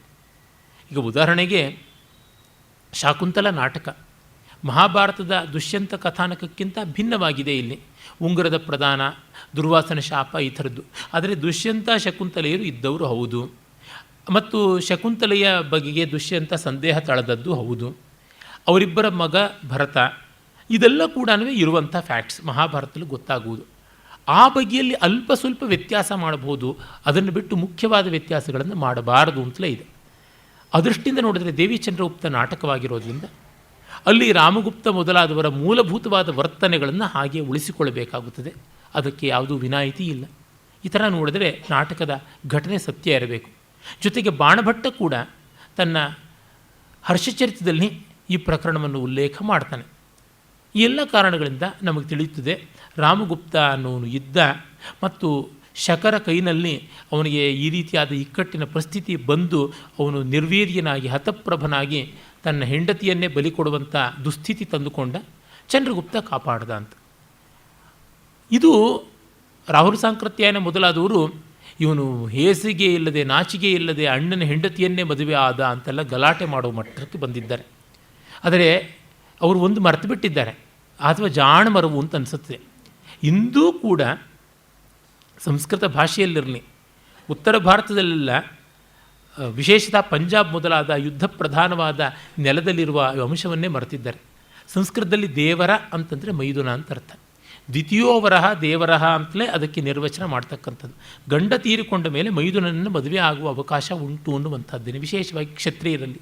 ಈಗಲೂ ಪಂಜಾಬಿಗಳಲ್ಲಿ, ಜಾಟರಲ್ಲಿ ಎಲ್ಲರಲ್ಲಿಯೂ ನೀವು ನೋಡ್ಬೋದು ಈ ಒಂದು ಪದ್ಧತಿ ಉಂಟು. ಅದಕ್ಕೆ ಛದರ್ ಡಾಲ್ನ ಅಂತಲೇ ಹೇಳ್ತಾರೆ. ಗಂಡ ತೀರಿಕೊಂಡಾಗ ಸೈನಿಕರು ಯುದ್ಧದಲ್ಲಿ ಇರ್ತಾ ಇದ್ದವರು, ಅವರ ಬದುಕೇ ಅತಂತ್ರವಾದದ್ದು. ಒಬ್ಬ ಹೆಣ್ಣುಮಗಳಿಗೆ ಬದುಕು ಸಿಗ್ತಲ್ಲ. ಋಗ್ವೇದದ ದಶಮಮಂಡಲದಲ್ಲಿ ಬರುವ ಮೃತ್ಯು ಸೂಕ್ತದಿಂದ ಮೊದಲುಗೊಂಡು ಸ್ತ್ರೀಯ ಪುನರ್ವಿವಾಹದ ಬಗ್ಗೆ ಉಲ್ಲೇಖ ಉಂಟೇ ಉಂಟು. ಅಷ್ಟು ಮಾತ್ರವಲ್ಲದೆ ನಮ್ಮ ಪರಾಶರ ಸ್ಮೃತಿಯಲ್ಲಂತೂ ತುಂಬ ಸ್ಪಷ್ಟವಾಗಿ ಪಂಚತ್ ಸ್ವಾಪತ್ಸು ನಾರೀಣಾಂ ಪತಿರನ್ಯೋ ವಿಧೀಯತೆ ಅಂತ ಹೇಳಿಬಿಟ್ಟು, ನಷ್ಟೆ ಅಂತಂದರೆ ಮೃತೆ, ಪ್ರವ್ರಜಿತೆ, ಕ್ಲೀಬೆ, ದೇಶಾಂತರ ಸ್ಥಿತೆ ಅಂತೆಲ್ಲ ಹೇಳ್ತಾರೆ. ನಷ್ಟೆ, ಮೃತೆ, ಪ್ರವ್ರಜಿತೆ, ರೋಗಿಷ್ಠನಾಗಿದ್ದಾಗ, ಸತ್ಯ ಹೋಗಿದ್ದಾಗ, ದೇಶಾಂತರ ಸ್ಥಿತರಾಗಿದ್ದಾಗ, ಸನ್ಯಾಸಿಯಾದಾಗ, ಈ ಎಲ್ಲ ಸಂದರ್ಭದಲ್ಲಿ ಪಂಚತ್ ಸ್ವಾಪತ್ಸು ನಾರೀಣಾಂ ಪತಿರನ್ಯೋ ವಿಧೀಯತೆ, ಬೇರೆ ಮದುವೆ ಆಗೋದಕ್ಕೆ ಹೆಣ್ಣಿಗೆ ಅವಕಾಶ ಉಂಟು ಅಂತ ಮಾಡಿಕೊಟ್ಟಿದ್ದಾರೆ. ಅರ್ಥಶಾಸ್ತ್ರದಲ್ಲಿ ಕೌಟಿಲ್ಯ ಕೂಡ ಈ ರೀತಿಯಾದ ವಿಚ್ಛೇದಗಳು, ಪುನರ್ವಿವಾಹಗಳನ್ನೆಲ್ಲ ಹೇಳಿದ್ದಾನೆ. ಒಂದು ಕಡೆಗೆ ಸ್ತ್ರೀ ಸಮಾನತೆ ಇರಲಿಲ್ಲ ಅಂತ ಹೇಳಿ ಗಲಾಟೆ ಮಾಡುವವರೇನೆ ಆ ಅವಕಾಶ ಕೊಟ್ಟಂಥದ್ದನ್ನು ಬಳಸಿಕೊಂಡ ಚಂದ್ರಗುಪ್ತ ಧ್ರುವದೇವಿ ಬಗ್ಗೆ ಖ್ಯಾತೆ ತೆಗಿತಾರೆ ಅಂತಂದರೆ ಏನಿದರ ಅರ್ಥ? ಇಲ್ಲೆಲ್ಲ ಗೊತ್ತಾಗುತ್ತದೆ ಅವರಿಗೆ ಸತ್ಯ ಅಲ್ಲ ಬೇಕಾಗಿರುವಂಥದ್ದು, ಅಜೆಂಡಾಗಳು, ಪಾಲಿಟಿ ಬ್ಯೂರೋಯಿಂದ ಬರುವಂಥದ್ದೇ ವೇದವಾಕ್ಯವಾಗಿರುವುದು ಅಂತ ಗೊತ್ತಾಗುತ್ತದೆ. ಆಮೇಲೆ ಚಂದ್ರಗುಪ್ತ ವಿಕ್ರಮಾದಿತ್ಯನ ಮಗ ಕುಮಾರಗುಪ್ತ ಧ್ರುವದೇವಿಯ ಮಗ. ಅವನಿಗೆ ಮತ್ತೊಬ್ಬ ಪತ್ನಿ ಇದ್ದಳು, ಕುಬೇರ ನಾಗ ಅಂತ. ಆ ನಾಗರ ಕಡೆಯ ಕನ್ಯೆಯನ್ನು ಮದುವೆ ಮಾಡಿಕೊಂಡಿದ್ದ. ರಾಜಕೀಯವಾಗಿ ನೆಮ್ಮದಿ ಬರಬೇಕು ಅಂತಂದರೆ ಈ ರೀತಿಯಾದ ಪೊಲಿಟಿಕಲ್ ಮ್ಯಾರೇಜಸ್ ಅನ್ನುವಂಥದ್ದು, ರಾಜಕೀಯ ವಿವಾಹ ಅನ್ನುವುದು ಅನಿವಾರ್ಯ. ಅದು ಈಗಲೂ ಬಿಸ್ನೆಸ್ ವರ್ಲ್ಡಲ್ಲಿ ನಡೀತಾ ಇರುತ್ತೆ, ಇನ್ನೆಲ್ಲ ರೀತಿಯಾದ ಪ್ರಪಂಚಗಳಲ್ಲೂ ನಡೀತಾ ಇರುತ್ತೆ, ರಾಜಕೀಯ ಪ್ರಪಂಚದಲ್ಲಿ ಕೂಡ ನಡೀತಾ ಇರುತ್ತೆ, ನಾವು ನೋಡ್ತಾನೆ ಇರ್ತೀವಿ. ಅದು ನೀವು ಬೇಕಾದರೆ ಜ್ಯೋತಿರಾದಿತ್ಯ ಅಂತ ಹೆಸರು ಇದ್ದಂಥ ನಮ್ಮ ಮಾಧವರಾವ್ ಸಿಂಧ್ಯಾ ಆತನ ಮಗನನ್ನು ಇವಳಿಗೆ ನಮ್ಮ ಕರಣ್ ಸಿಂಗ್, ಹರಿಸಿಂಗ್ ಅವರ ಮಗ, ಕಾಶ್ಮೀರದ ರಾಜ ಕರಣ್ ಸಿಂಗನ ಮಗಳಿಗೆ ಕೊಟ್ಟು ಮದುವೆ ಮಾಡಿದ್ದು ನೋಡ್ತೀವಲ್ಲ. ಅಲ್ಲಿಂದ ಮೊದಲುಗೊಂಡು ಇಲ್ಲಿವರೆಗೂ ಕೂಡ ಎಷ್ಟೋ ಬಿಸ್ನೆಸ್ ಮದುವೆಗಳು ಈಗ ಮೊನ್ನೆ ಆದಂಥದ್ದು ಒಂದು ನಾವು ನೋಡಿಯೇ ಇದ್ದೀವಿ. ನಮ್ಮ ಇನ್ಫೋಸಿಸ್ನ ನಾರಾಯಣಮೂರ್ತಿಯವರ ಮಗನಿಗೆ TVS ಅವರ ಮಗಳನ್ನು, ಕುಟುಂಬದ ಮಗಳನ್ನು ಕೊಟ್ಟು ಮದುವೆ ಮಾಡಿರತಕ್ಕಂಥದ್ದು ಇಲ್ಲೆಲ್ಲ ಕಾಣಿಸುತ್ತದೆ. ಅದನ್ನು ಯಾರೂ ಆಕ್ಷೇಪ ಮಾಡುವಂಥದ್ದಲ್ಲ. ಅಷ್ಟೇ ನದೀನಾಂ ಸಾಗರೋ ಗತಿ ಅಂತ ದೊಡ್ಡವರು ಮತ್ತು ದೊಡ್ಡವರ ಜೊತೆಗೆ ಸಂಬಂಧವನ್ನು ಬೆಳೆಸಿಕೊಂಡು ಹೋಗ್ತಾರೆ, ಅದು ನಡೆಯುವಂಥದ್ದು. ಅವುಗಳ ಸಾಫಲ್ಯ ವೈಫಲ್ಯಗಳು ನಾವೆಲ್ಲ ಚರ್ಚೆ ಮಾಡಬೇಕಾದವರು. ಮದುವೆ ಮಾಡಿಕೊಳ್ಳೋರು ತೀರ್ಮಾನ ಮಾಡಿಕೊಳ್ತಾರೆ, ನಾವು ಆಡಿಕೊಳ್ಳೋದಾ ಅದನ್ನು? ಅದು ಅಲ್ಲವೇ ಅಲ್ಲ, ಅದು ಹಾಗೆ ಹೋಗುವಂಥದ್ದು. ಮತ್ತು ಆ ಮೂಲಕವಾಗಿ 10 ಜನಕ್ಕೆ ಒಳ್ಳೆಯದಾಗೋದಿದ್ರೆ, 2 ದೊಡ್ಡ ದೇಶಗಳ ಮಧ್ಯೆ ಸಂಗ್ರಾಮ ನಿಲ್ಲುವಂಥದ್ದಾದರೆ ಯಾತಕ್ಕೆ ಅದನ್ನು ಆಕ್ಷೇಪ ಮಾಡಬೇಕು? ಚಂದ್ರಗುಪ್ತ ಸೆಲ್ಯೂಕಸ್ನ ಮಗಳು ಹೆಲನನ್ನು ಮದುವೆ ಆದ, ಅದರಿಂದಾಗಿ ಒಂದು ಮಟ್ಟಕ್ಕೆ ಆ ಒಂದು ಬ್ಯಾಕ್ಟ್ರಿಯಾದಲ್ಲಿದ್ದಂಥ ಗ್ರೀಕರಿಗೆ ಮತ್ತು ಇತ್ತ ಕಡೆಯವರಿಗೆ ಸಮಾಧಾನ ಸಿಕ್ತು. ಮುಂದೆ ಅವರೆಲ್ಲ ಹತಪ್ರಭರು ಆದರು ಅನ್ನೋದು ಮೊನ್ನೆ ನಾವು ನೋಡಿದ್ದೀವಿ. ಆ ರೀತಿಯಲ್ಲಿ ಇದನ್ನು ಗಮನಿಸಬೇಕು. ಚಂದ್ರಗುಪ್ತ ವಿಕ್ರಮಾದಿತ್ಯ ತನ್ನ ಮಗಳು ಪ್ರಭಾವತಿ ಗುಪ್ತೆಯನ್ನು ವಾಕಾಟಕರ ಪ್ರವರಸೇನನಿಗೆ ಕೊಟ್ಟು ಮದುವೆ ಮಾಡಿದ್ದ ಅನ್ನುವುದು ನಮಗೆ ಗೊತ್ತಾಗುತ್ತದೆ. ವಾಕಾಟಕ ಮಹಾರಾಜ, ಅದು ವಾಕಾಟಕ ಪ್ರಾಂತ್ಯ ಈ ಹೊತ್ತಿನ ಹೈದರಾಬಾದ್ನ ಆ ಪ್ರಾಂತ್ಯ, ಅಂದರೆ ಯಾವುದನ್ನು ನಾವು ಈಗ ತೆಲಂಗಾಣ ಅಂತ ಕರಿತೀವಿ ಅದು, ಮತ್ತು ಮಹಾರಾಷ್ಟ್ರದ ಈ ಕೆಳಗಿನ ಭಾಗಗಳೆಲ್ಲ ಯಾವುದಿವೆ ವಿದರ್ಭಾದಿ ಪ್ರಾಂತ್ಯಗಳು, ಅಲ್ಲಿಗೆ ಬಂದು ಮುಟ್ಟುವಂಥದ್ದಾಗಿದೆ. ನರ್ಮದಾ ನದಿಯಿಂದ ಕೆಳಕ್ಕೆ, ಗೋದಾವರಿ ನದಿಯಿಂದ ಮೇಲಕ್ಕೆ ಇದ್ದಂಥ ಭಾಗ ಎಲ್ಲ ವಾಕಾಟಕರದು ಅಂತ. ಗೋದಾವರಿಯಿಂದ ಕೆಳಕ್ಕೆ ಕಾವೇರಿಯವರೆಗೂ ಇದ್ದಂಥ ಭಾಗಗಳೆಲ್ಲ ಕರ್ನಾಟಕದ್ದು ಅಂತ. ಅಲ್ಲಿ ಆಗ ಪ್ರಸಿದ್ಧನಾಗಿದ್ದ ಕದಂಬ ರಾಜ ಕಾಕುತ್ಸ್ಥವರ್ಮ, ಅವನ ತಾಳಗುಂದಿ ಶಾಸನದಿಂದ ಗೊತ್ತಾಗುವಂತೆ ಕದಂಬರ ಜೊತೆಗೆ ಅವನ ವಿವಾಹ ವಿವರಗಳೆಲ್ಲ ಇದ್ದವು. ತನ್ನ ಮಗನಿಗೆ ಅಂದರೆ ಕುಮಾರಗುಪ್ತನಿಗೆ ವಧುವನ್ನು ಕದಂಬ ಕುಮಾರಿಯನ್ನೇ ಪಡ್ಕೊಂಡಿದ್ದ ಅಂತ. ಅದರಿಂದಲೇ ಒಂದು ಶ್ಲಾಘ್ಯವಾದ ಊಹೆಯನ್ನು ಮಾಡಿದ್ದಾರೆ. ಅದೆಲ್ಲ ಕುಂತಲ ಪ್ರಾಂತ ಅಂತಲೂ ಕರೀತಾ ಇದ್ದರು. ಇದನ್ನು ಕರ್ನಾಟಕ ದೇಶಕ್ಕೆ ಸೇರಿದಂಥದ್ದು ಕುಂತಲ ಪ್ರಾಂತ. ಅಲ್ಲಿಗೆ ಈ ವಿವಾಹ ನಿಶ್ಚಯ ಮಾಡಿಸೋದಕ್ಕೆ ಕಾಳಿದಾಸ ಬಂದಿದ್ದ.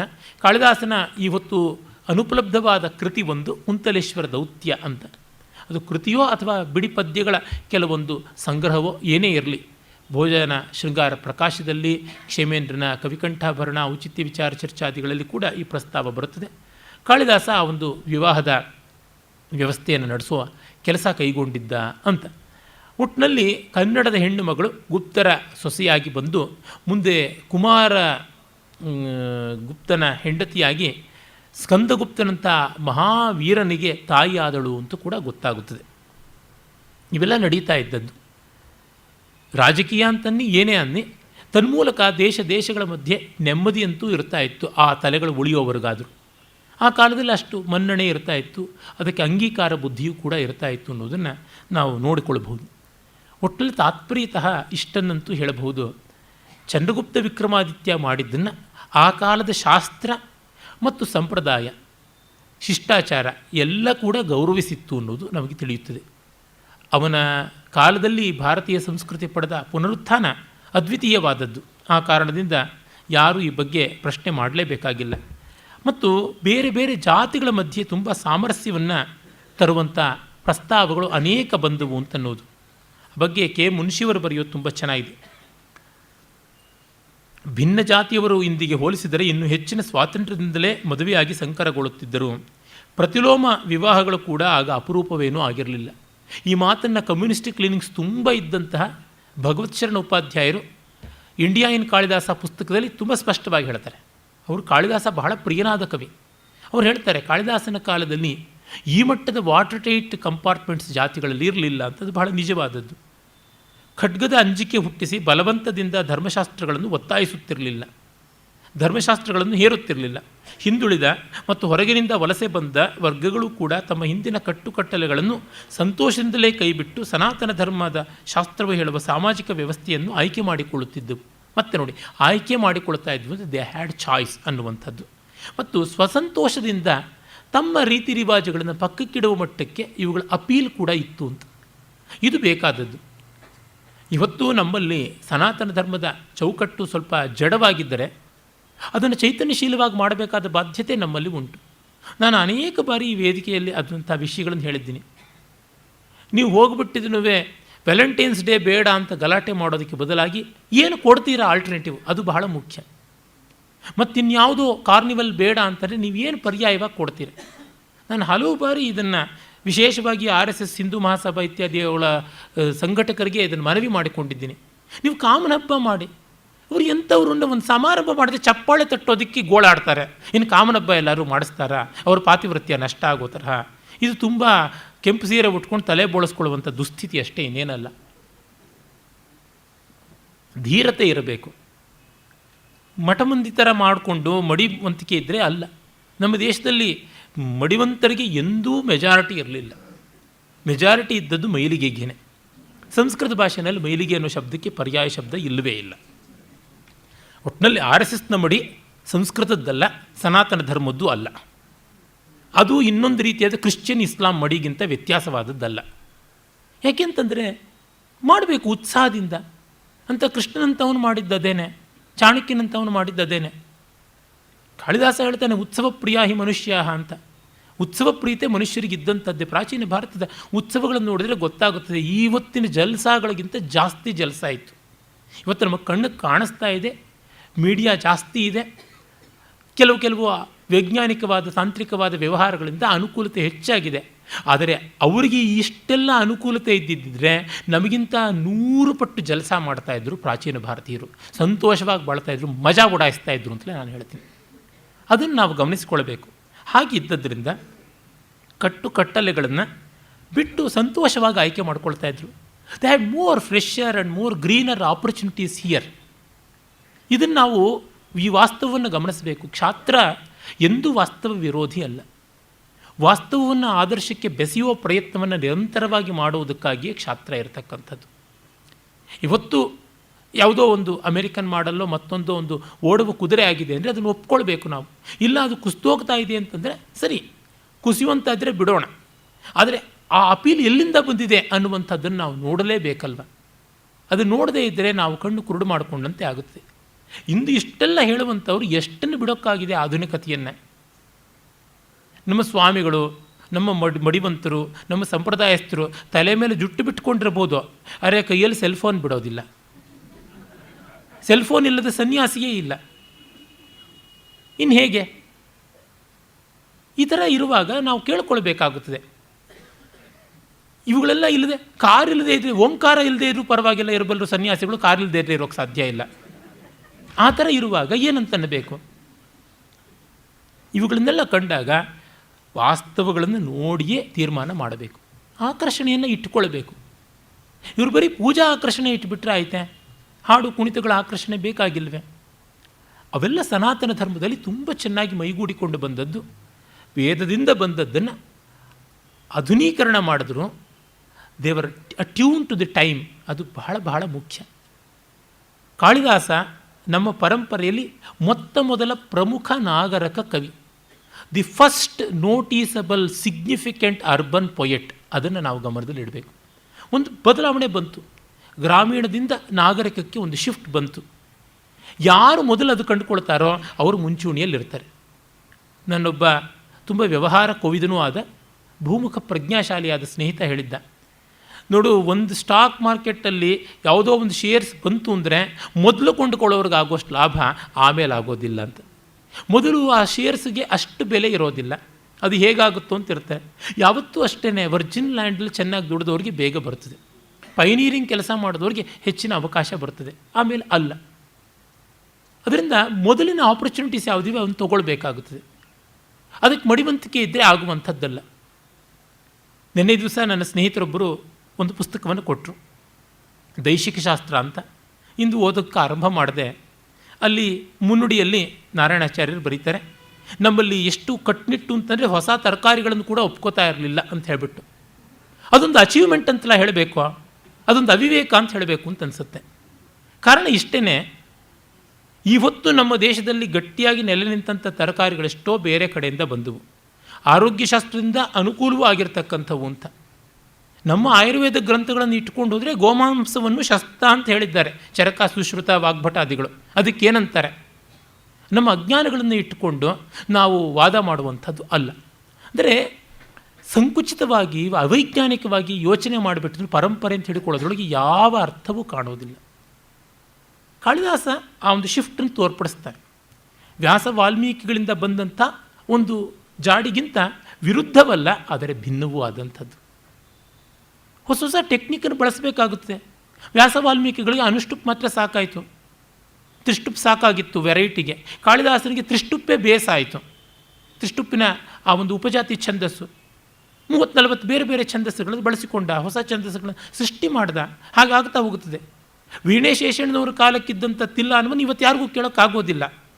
ಬೇರೆದು ಬೇಕಾಗುತ್ತದೆ, ಮಾಡಬೇಕಾಗುತ್ತದೆ. ಅದನ್ನು ಆ ಸಪ್ತಸ್ವರಗಳ ಮೇಲೆ ಮಾಡಿಕೊಳ್ಳಬೇಕಾಗುತ್ತದೆ.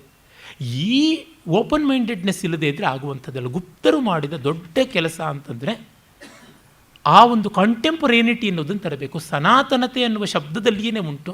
ಸನಾತನ ಅಂದರೆ ಎಟರ್ನಲ್ ಅಂತ, ಪ್ರಾಚೀನ ಅಂತ ಅರ್ಥ ಅಲ್ವಲ್ಲ. ಸನಾತನ ಧರ್ಮದ ಹೆಸರು ಪ್ರಾಚೀನ ಧರ್ಮ ಅಂತ ಅಲ್ವಲ್ಲ. ಅಂದರೆ ತತ್ಕ್ಷಣದ ಒಂದು ಸವಾಲುಗಳಿಗೆ ಬದಲಾವಣೆಗಳನ್ನು ತಂದುಕೊಳ್ಳಬೇಕಾಗುತ್ತದೆ. ಅದನ್ನು ನೋಡ್ತೀವಿ ನಾವು.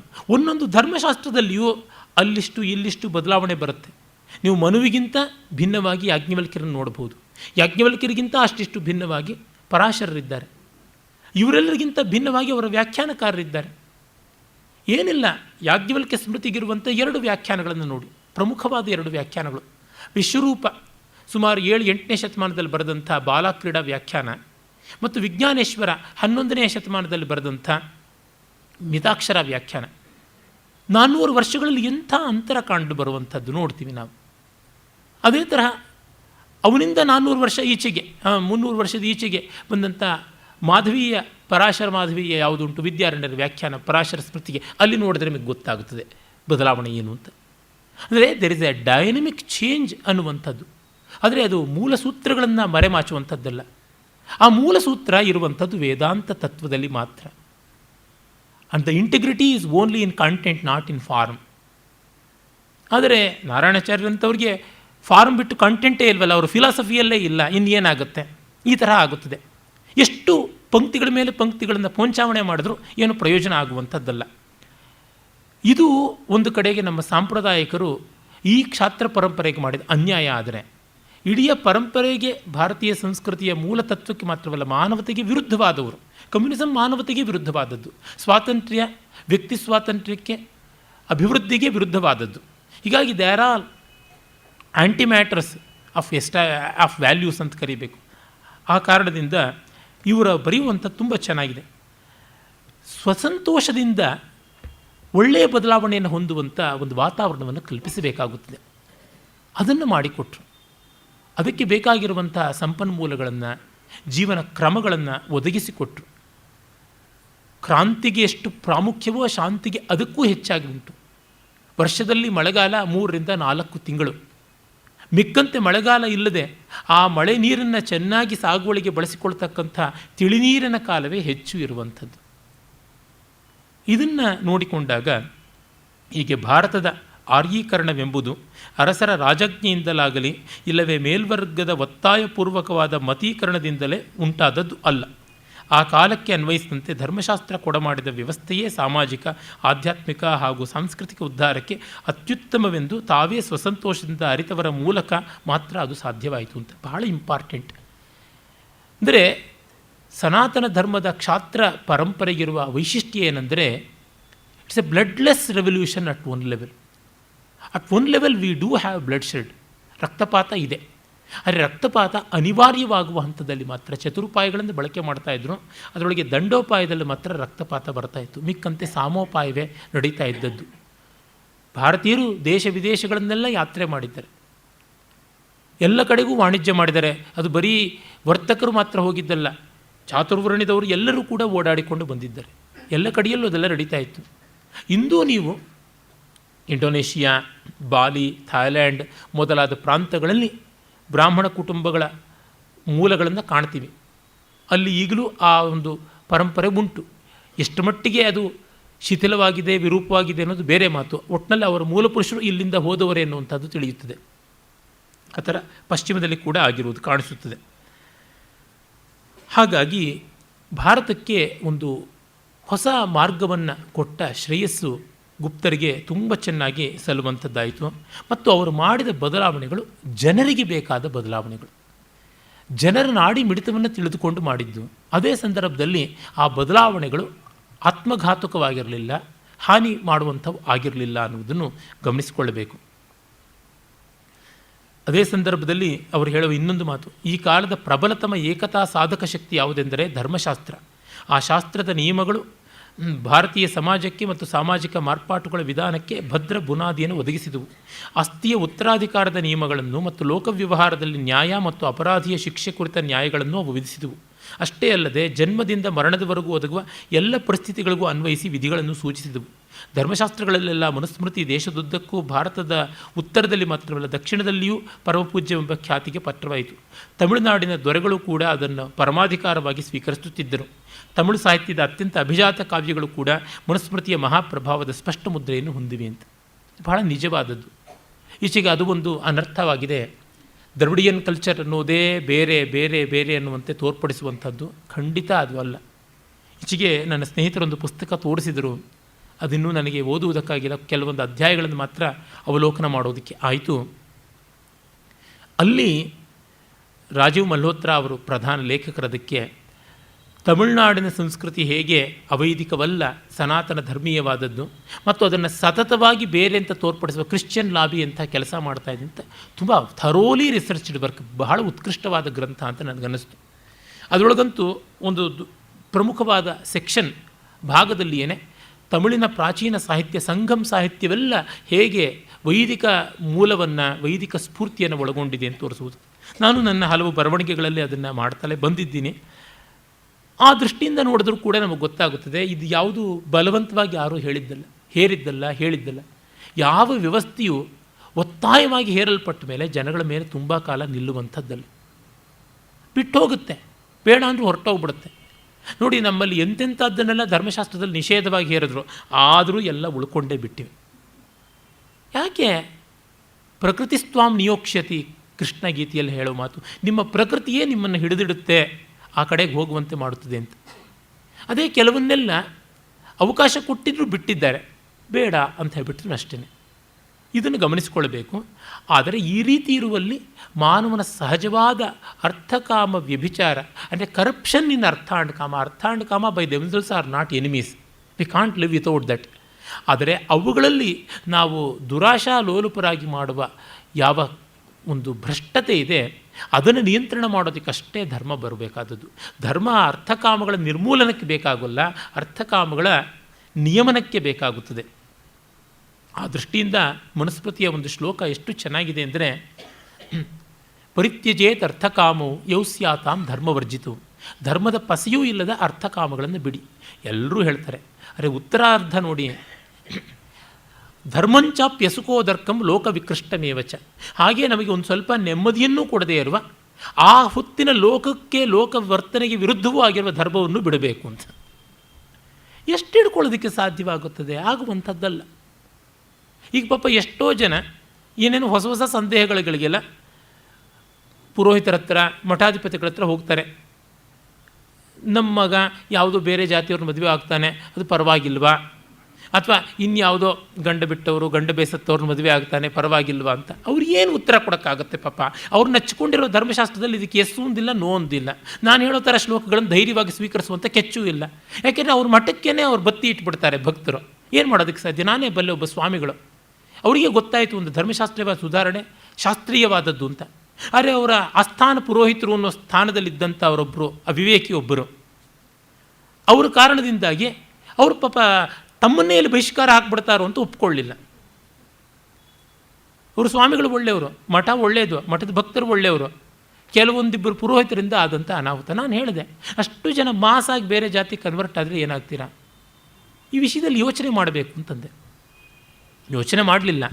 ಆದರೆ ಕೆಲವರು ಮಠಾಧಿಪತಿಗಳು ನನ್ನ ಹತ್ರ ಪ್ರಾಮಾಣಿಕವಾಗಿ ಹೇಳಿದ್ದಾರೆ, ನೋಡಿ ನಮ್ಮ ಹತ್ರ ಈ ಥರದ್ದೆಲ್ಲ ಪ್ರಶ್ನೆಗಳನ್ನು ಕೇಳಿದ್ರೆ ನಾವು ಉತ್ತರ ಕೊಡೋಕ್ಕಾಗೋಲ್ಲ, ನಮಗೆ ಗೊತ್ತಿಲ್ಲದಂತೆ ನೀವು ಏನಾದರೂ ಮಾಡ್ಕೊಳ್ಳಿಪ್ಪ ಅನ್ನೋದೇ ನಮ್ಮ ಇರುತ್ತೆ, ನಮ್ಮನ್ನು ಮುಜುಗರಕ್ಕೆ ಸಿಕ್ಕಿಸ್ಬೇಡಿ ಅಂತ. ಏನು ಮಾಡೋದಕ್ಕೆ ಸಾಧ್ಯ?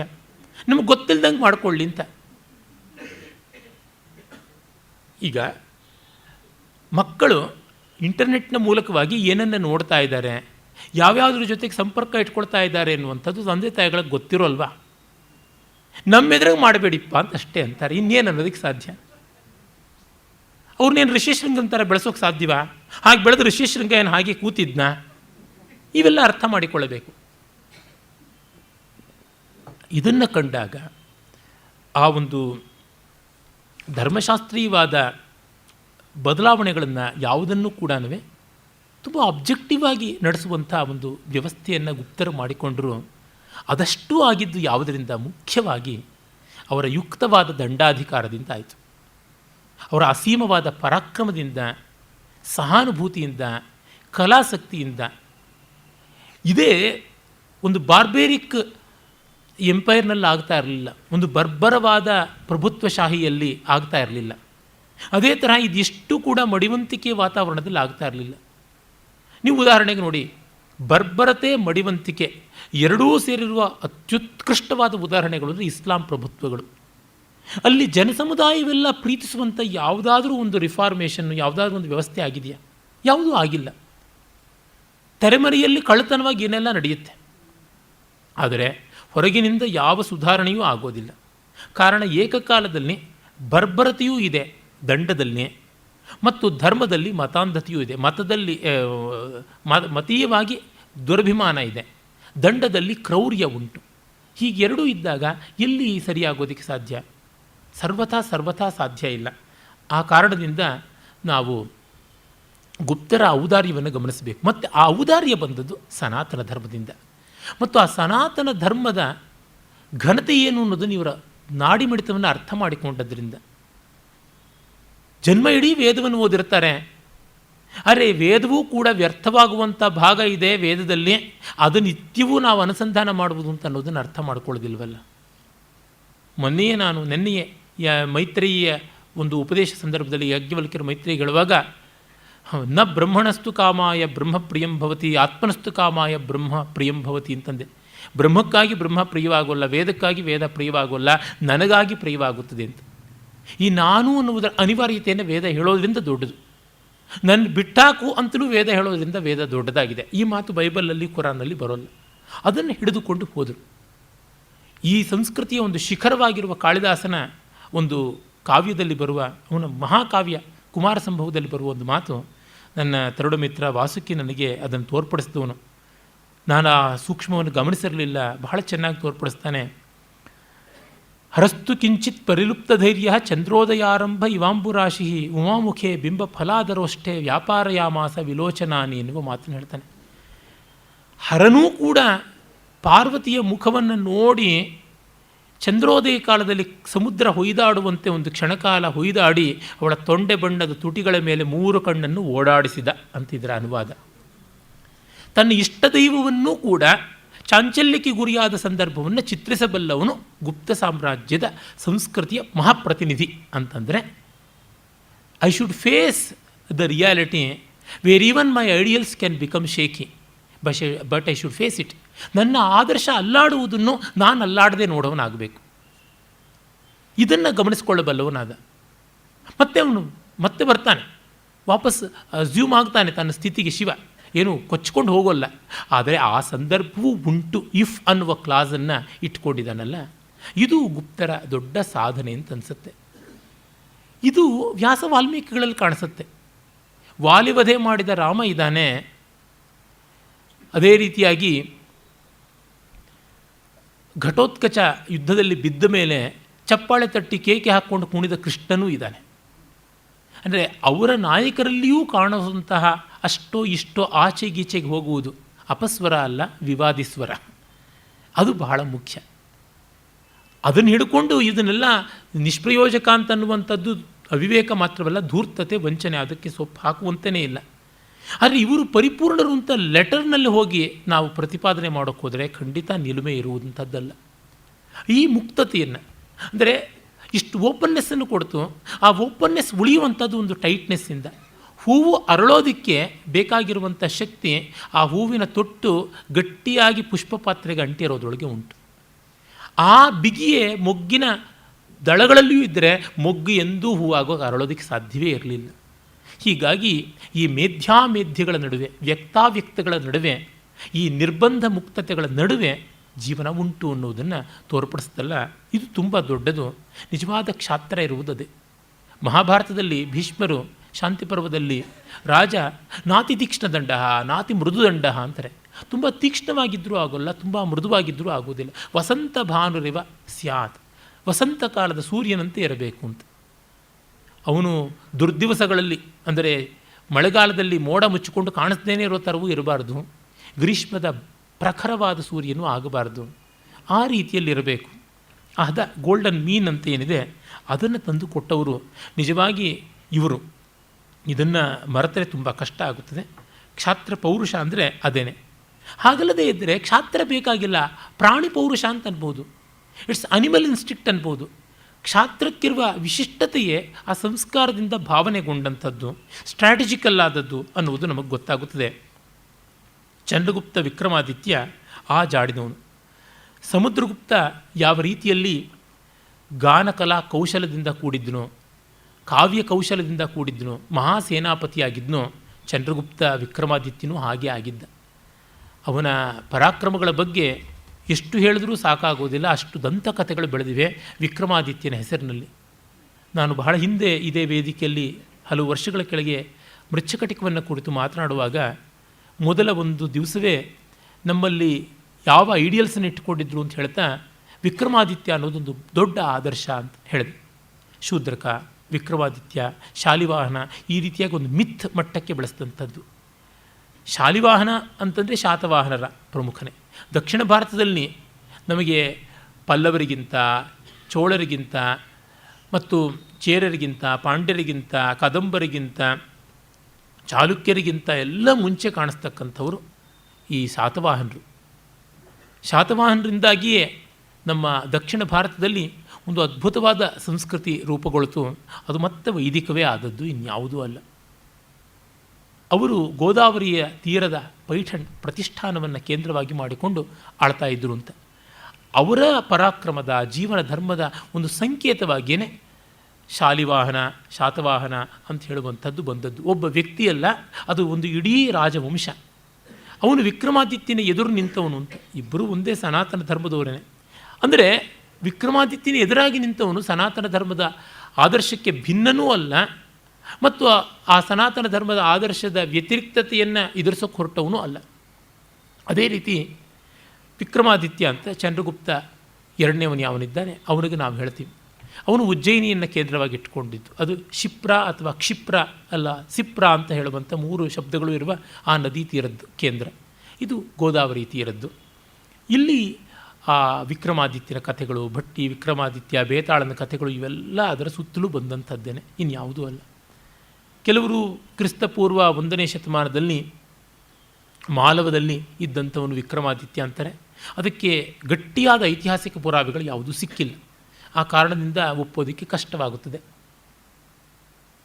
ವಿಕ್ರಮಾದಿತ್ಯ ಅನ್ನುವ ಹೆಸರನ್ನು ಮತ್ತೆ ಒಂದು ಬ್ರ್ಯಾಂಡ್ ನೇಮ್ ಥರ ಆಗಿಬಿಟ್ಟು ಯಾವ ದೊಡ್ಡ ದೊರೆಯೂ ಕೂಡ ವಿಕ್ರಮಾದಿತ್ಯನೇ ಆದ. ಕಲ್ಯಾಣ ಚಾಲುಕ್ಯರಲ್ಲೇನೇ ನೋಡಿದ್ರೆ 6 ಜನ ವಿಕ್ರಮಾದಿತ್ಯರು ಕಾಣಿಸ್ಕೊಡ್ತಾರೆ. ಯಾವ ರಾಜ ಕುಟುಂಬದಲ್ಲಿಯೂ ವಿಕ್ರಮಾದಿತ್ಯರು ಕಾಣಿಸ್ತಾರೆ.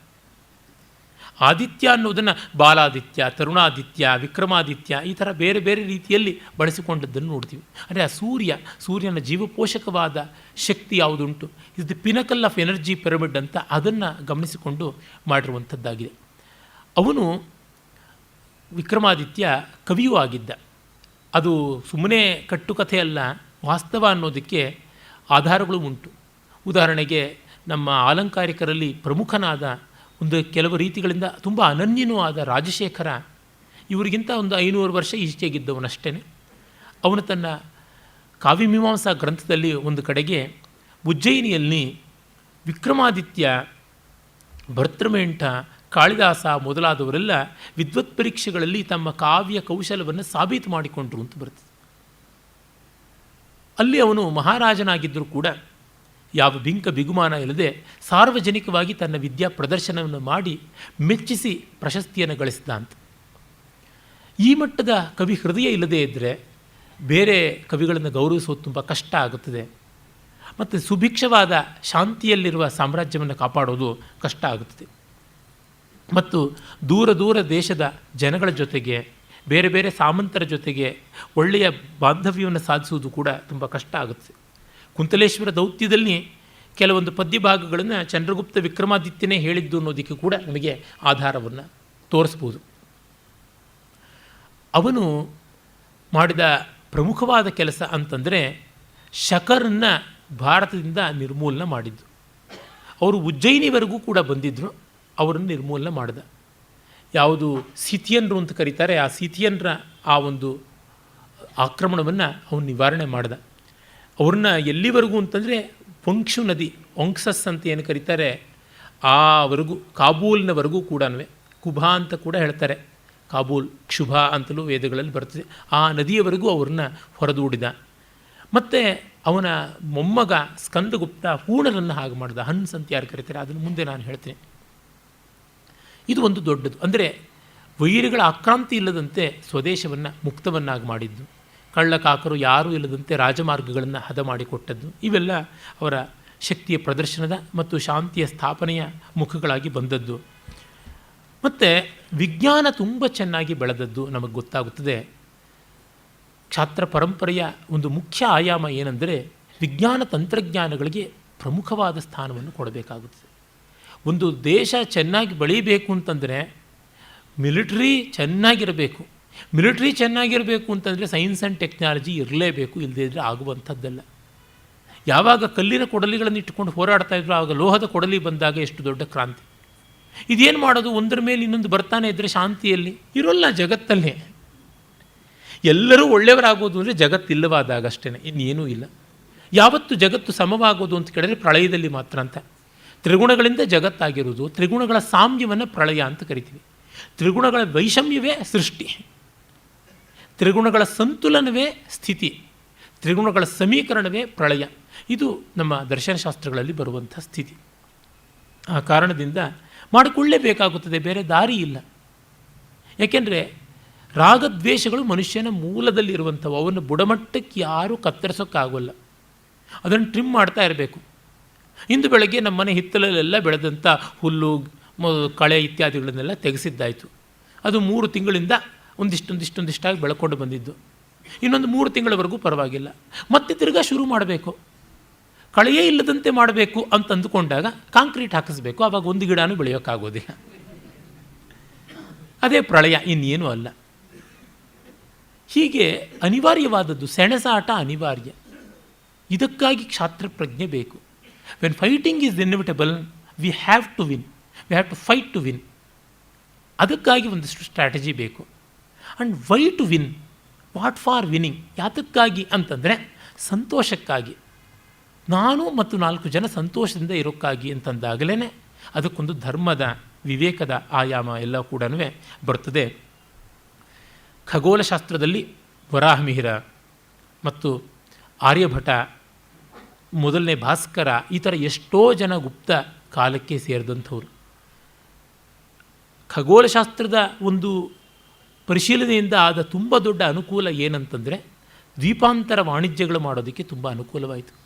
ಯಾವ ದಿಕ್ಕಿನಲ್ಲಿ ಹೇಗೆ ಹೋಗಬೇಕು ಅಂತ. ಅದಕ್ಕೇ ಮ್ಯಾರಿನರ್ಸ್ ಕಂಪಾಸ್ ಅನ್ನೋದು ಸೃಷ್ಟಿಯಾಗಿರಲಿಲ್ಲ, ಅದು ಪ್ರಾಯಶಃ ಚೈನೀಯರ ಸೃಷ್ಟಿ ಇರಬೇಕು ಅಂತ ಅನಿಸುತ್ತದೆ. ಮಾರ್ಕೊ ಪೋಲೋ 12-13ನೇ ಶತಮಾನದ ಹೊತ್ತಿಗೆ ಅವನು ಚೈನಾ ದೇಶಕ್ಕೆ ಹೋದಾಗ ಕುಬ್ಲಾ ಖಾನ್, ಅವ್ರ ತಂದೆ ಜಂಗೀಸ್ ಖಾನ್ ಅವರುಗಳ ಆಳ್ವಿಕೆ ಇದ್ದಾಗ ಆಗ ಅವನು ಕಂಡದ್ದು ಈ ಅಯಸ್ಕಾಂತೀಯವಾದ ಯಾವ ಒಂದು ಮ್ಯಾರಿನರ್ಸ್ ಕಂಪಾಸ್ ಅಂತೀವಲ್ಲ, ನಾವಿಕರ ದಿಕ್ಸೂಚಿ. ನಮ್ಮಲ್ಲಿ ಅದು ಇದ್ದಂತೆ ಉಲ್ಲೇಖ ಕಾಣಿಸೋಲ್ಲ. ಆಗ ಯಾವ ರೀತಿಯಾಗಿ ದ್ವೀಪಾಂತರ ವಾಣಿಜ್ಯಗಳಿಗೆ ರಾತ್ರಿ ಹೊತ್ತು ಕಾಡಲ್ಲೇ ಓಡಾಡುವಾಗ ಹೇಗೆ ದಿಕ್ಕುಗಳನ್ನು ಕಂಡುಕೊಳ್ಬೇಕಾದದ್ದು, ನಕ್ಷತ್ರಗಳನ್ನು ನೋಡಿಕೊಂಡೇನೆ. ಖಗೋಳಶಾಸ್ತ್ರದಿಂದ ನಮಗೆ ಆದ ತುಂಬ ಮುಖ್ಯ ಪ್ರಯೋಜನ ഇരുಳಿನಲ್ಲಿ ದಿಕ್ಕುಗಳನ್ನು ಕಂಡುಕೊಳ್ಳೋದಕ್ಕೆ, ಸಂಚಾರಕ್ಕೆ ಪ್ರಯೋಜನವಾಗ್ತಾ ಇದ್ದದ್ದು. ತನ್ಮೂಲಕ ದೊಡ್ಡ ದೊಡ್ಡ ವಾಣಿಜ್ಯಾದಿಗಳೆಲ್ಲ ಬೆಳೆದವು. ಆದರೆ ನನಗಿಂದೂ ಆಶ್ಚರ್ಯ ಹೇಳಬೇಕು, ವಾಸ್ತವ ಸತ್ಯವಾದ್ದರಿಂದ ಹೇಳ್ತಾ ಇದ್ದೀನಿ, ಹೇಳುವಾಗ ಒಂದು ಸ್ವಲ್ಪ ದುಃಖವೂ ಇದೆ. ಅಷ್ಟು ಅದ್ಭುತವಾದ ಗಣಿತ ವಿದ್ಯೆ, ಖಗೋಳ ವಿದ್ಯೆಯನ್ನು ನಮ್ಮವರು ಸಾಧಿಸಿದ್ರು. ಹತ್ತಿರ 16-17ನೇ ಶತಮಾನದವರೆಗೆ ತುಂಬ ದೊಡ್ಡ ರೀತಿಯ ಗಣಿತವನ್ನೇ ಸಾಧಿಸಿದರು. ನ್ಯೂಟನ್ನಿಗೂ ಮುಂಚೆನೇ ಕ್ಯಾಲ್ಕುಲಸ್ಸಿನವರೆಗೂ ಕೂಡ ಹೋಗಿದ್ದಂಥದ್ದು ನಮ್ಮ ಗಣಿತದಲ್ಲಿ ಕಾಣುವುದು. ಆದರೆ ಪಾಶ್ಚಾತ್ಯರು ಆ ಗಣಿತವನ್ನೆಲ್ಲ ವ್ಯವಹಾರದಲ್ಲಿ ಭೂಮಿಯ ಮೇಲೆ ತುಂಬ ಬಳಸಿದ್ರು. ನಮ್ಮಲ್ಲಿ ಭೂಮಿಯ ಮೇಲೆ ಒಂದೂ ಬರಲಿಲ್ಲ. ಒಂದು ಚಕ್ರವನ್ನು, ಒಂದು ಸನ್ನೆಯನ್ನು, ಅಥವಾ ಒಂದು ಪುಲ್ಲಿ ಅಂತ ನಾವೇನು ಹೇಳ್ತೀವಿ ರಾಟೆಯನ್ನು, ಇವುಗಳನ್ನು ಮ್ಯಾಥಮೆಟಿಕಲ್ಲಾಗಿ ಡಿಸೈನ್ ಮಾಡೋದು ಹೇಗೆ ಅನ್ನುವಂಥ ಡಿಡಕ್ಷನ್ಸ್ ಬರಲೇ ಇಲ್ಲ. ಯೂಕ್ಲಿಡ್ನ ಜಾಮಿಟ್ರಿಯ ಎಷ್ಟೋ ವಿವರಗಳು ನಮ್ಮಲ್ಲಿಗೆ ಬರಲಿಲ್ಲ. ಆದರೆ ಅವರಿಗೂ ಮೊದಲೇ ನಾವು ಜಾಮಿಟ್ರಿನ ಅವ್ರಿಗೆ ಕೊಟ್ಟಿದ್ವಿ. ಬೋಧಾನಿಂದ ಮೊದಲುಗೊಂಡು ಅವು ಕಂಡು ಬರುತ್ತವೆ. ಯಾಕೆ ಮಾಡಲಿಲ್ಲ ಗೊತ್ತಾಗೋದಿಲ್ಲ.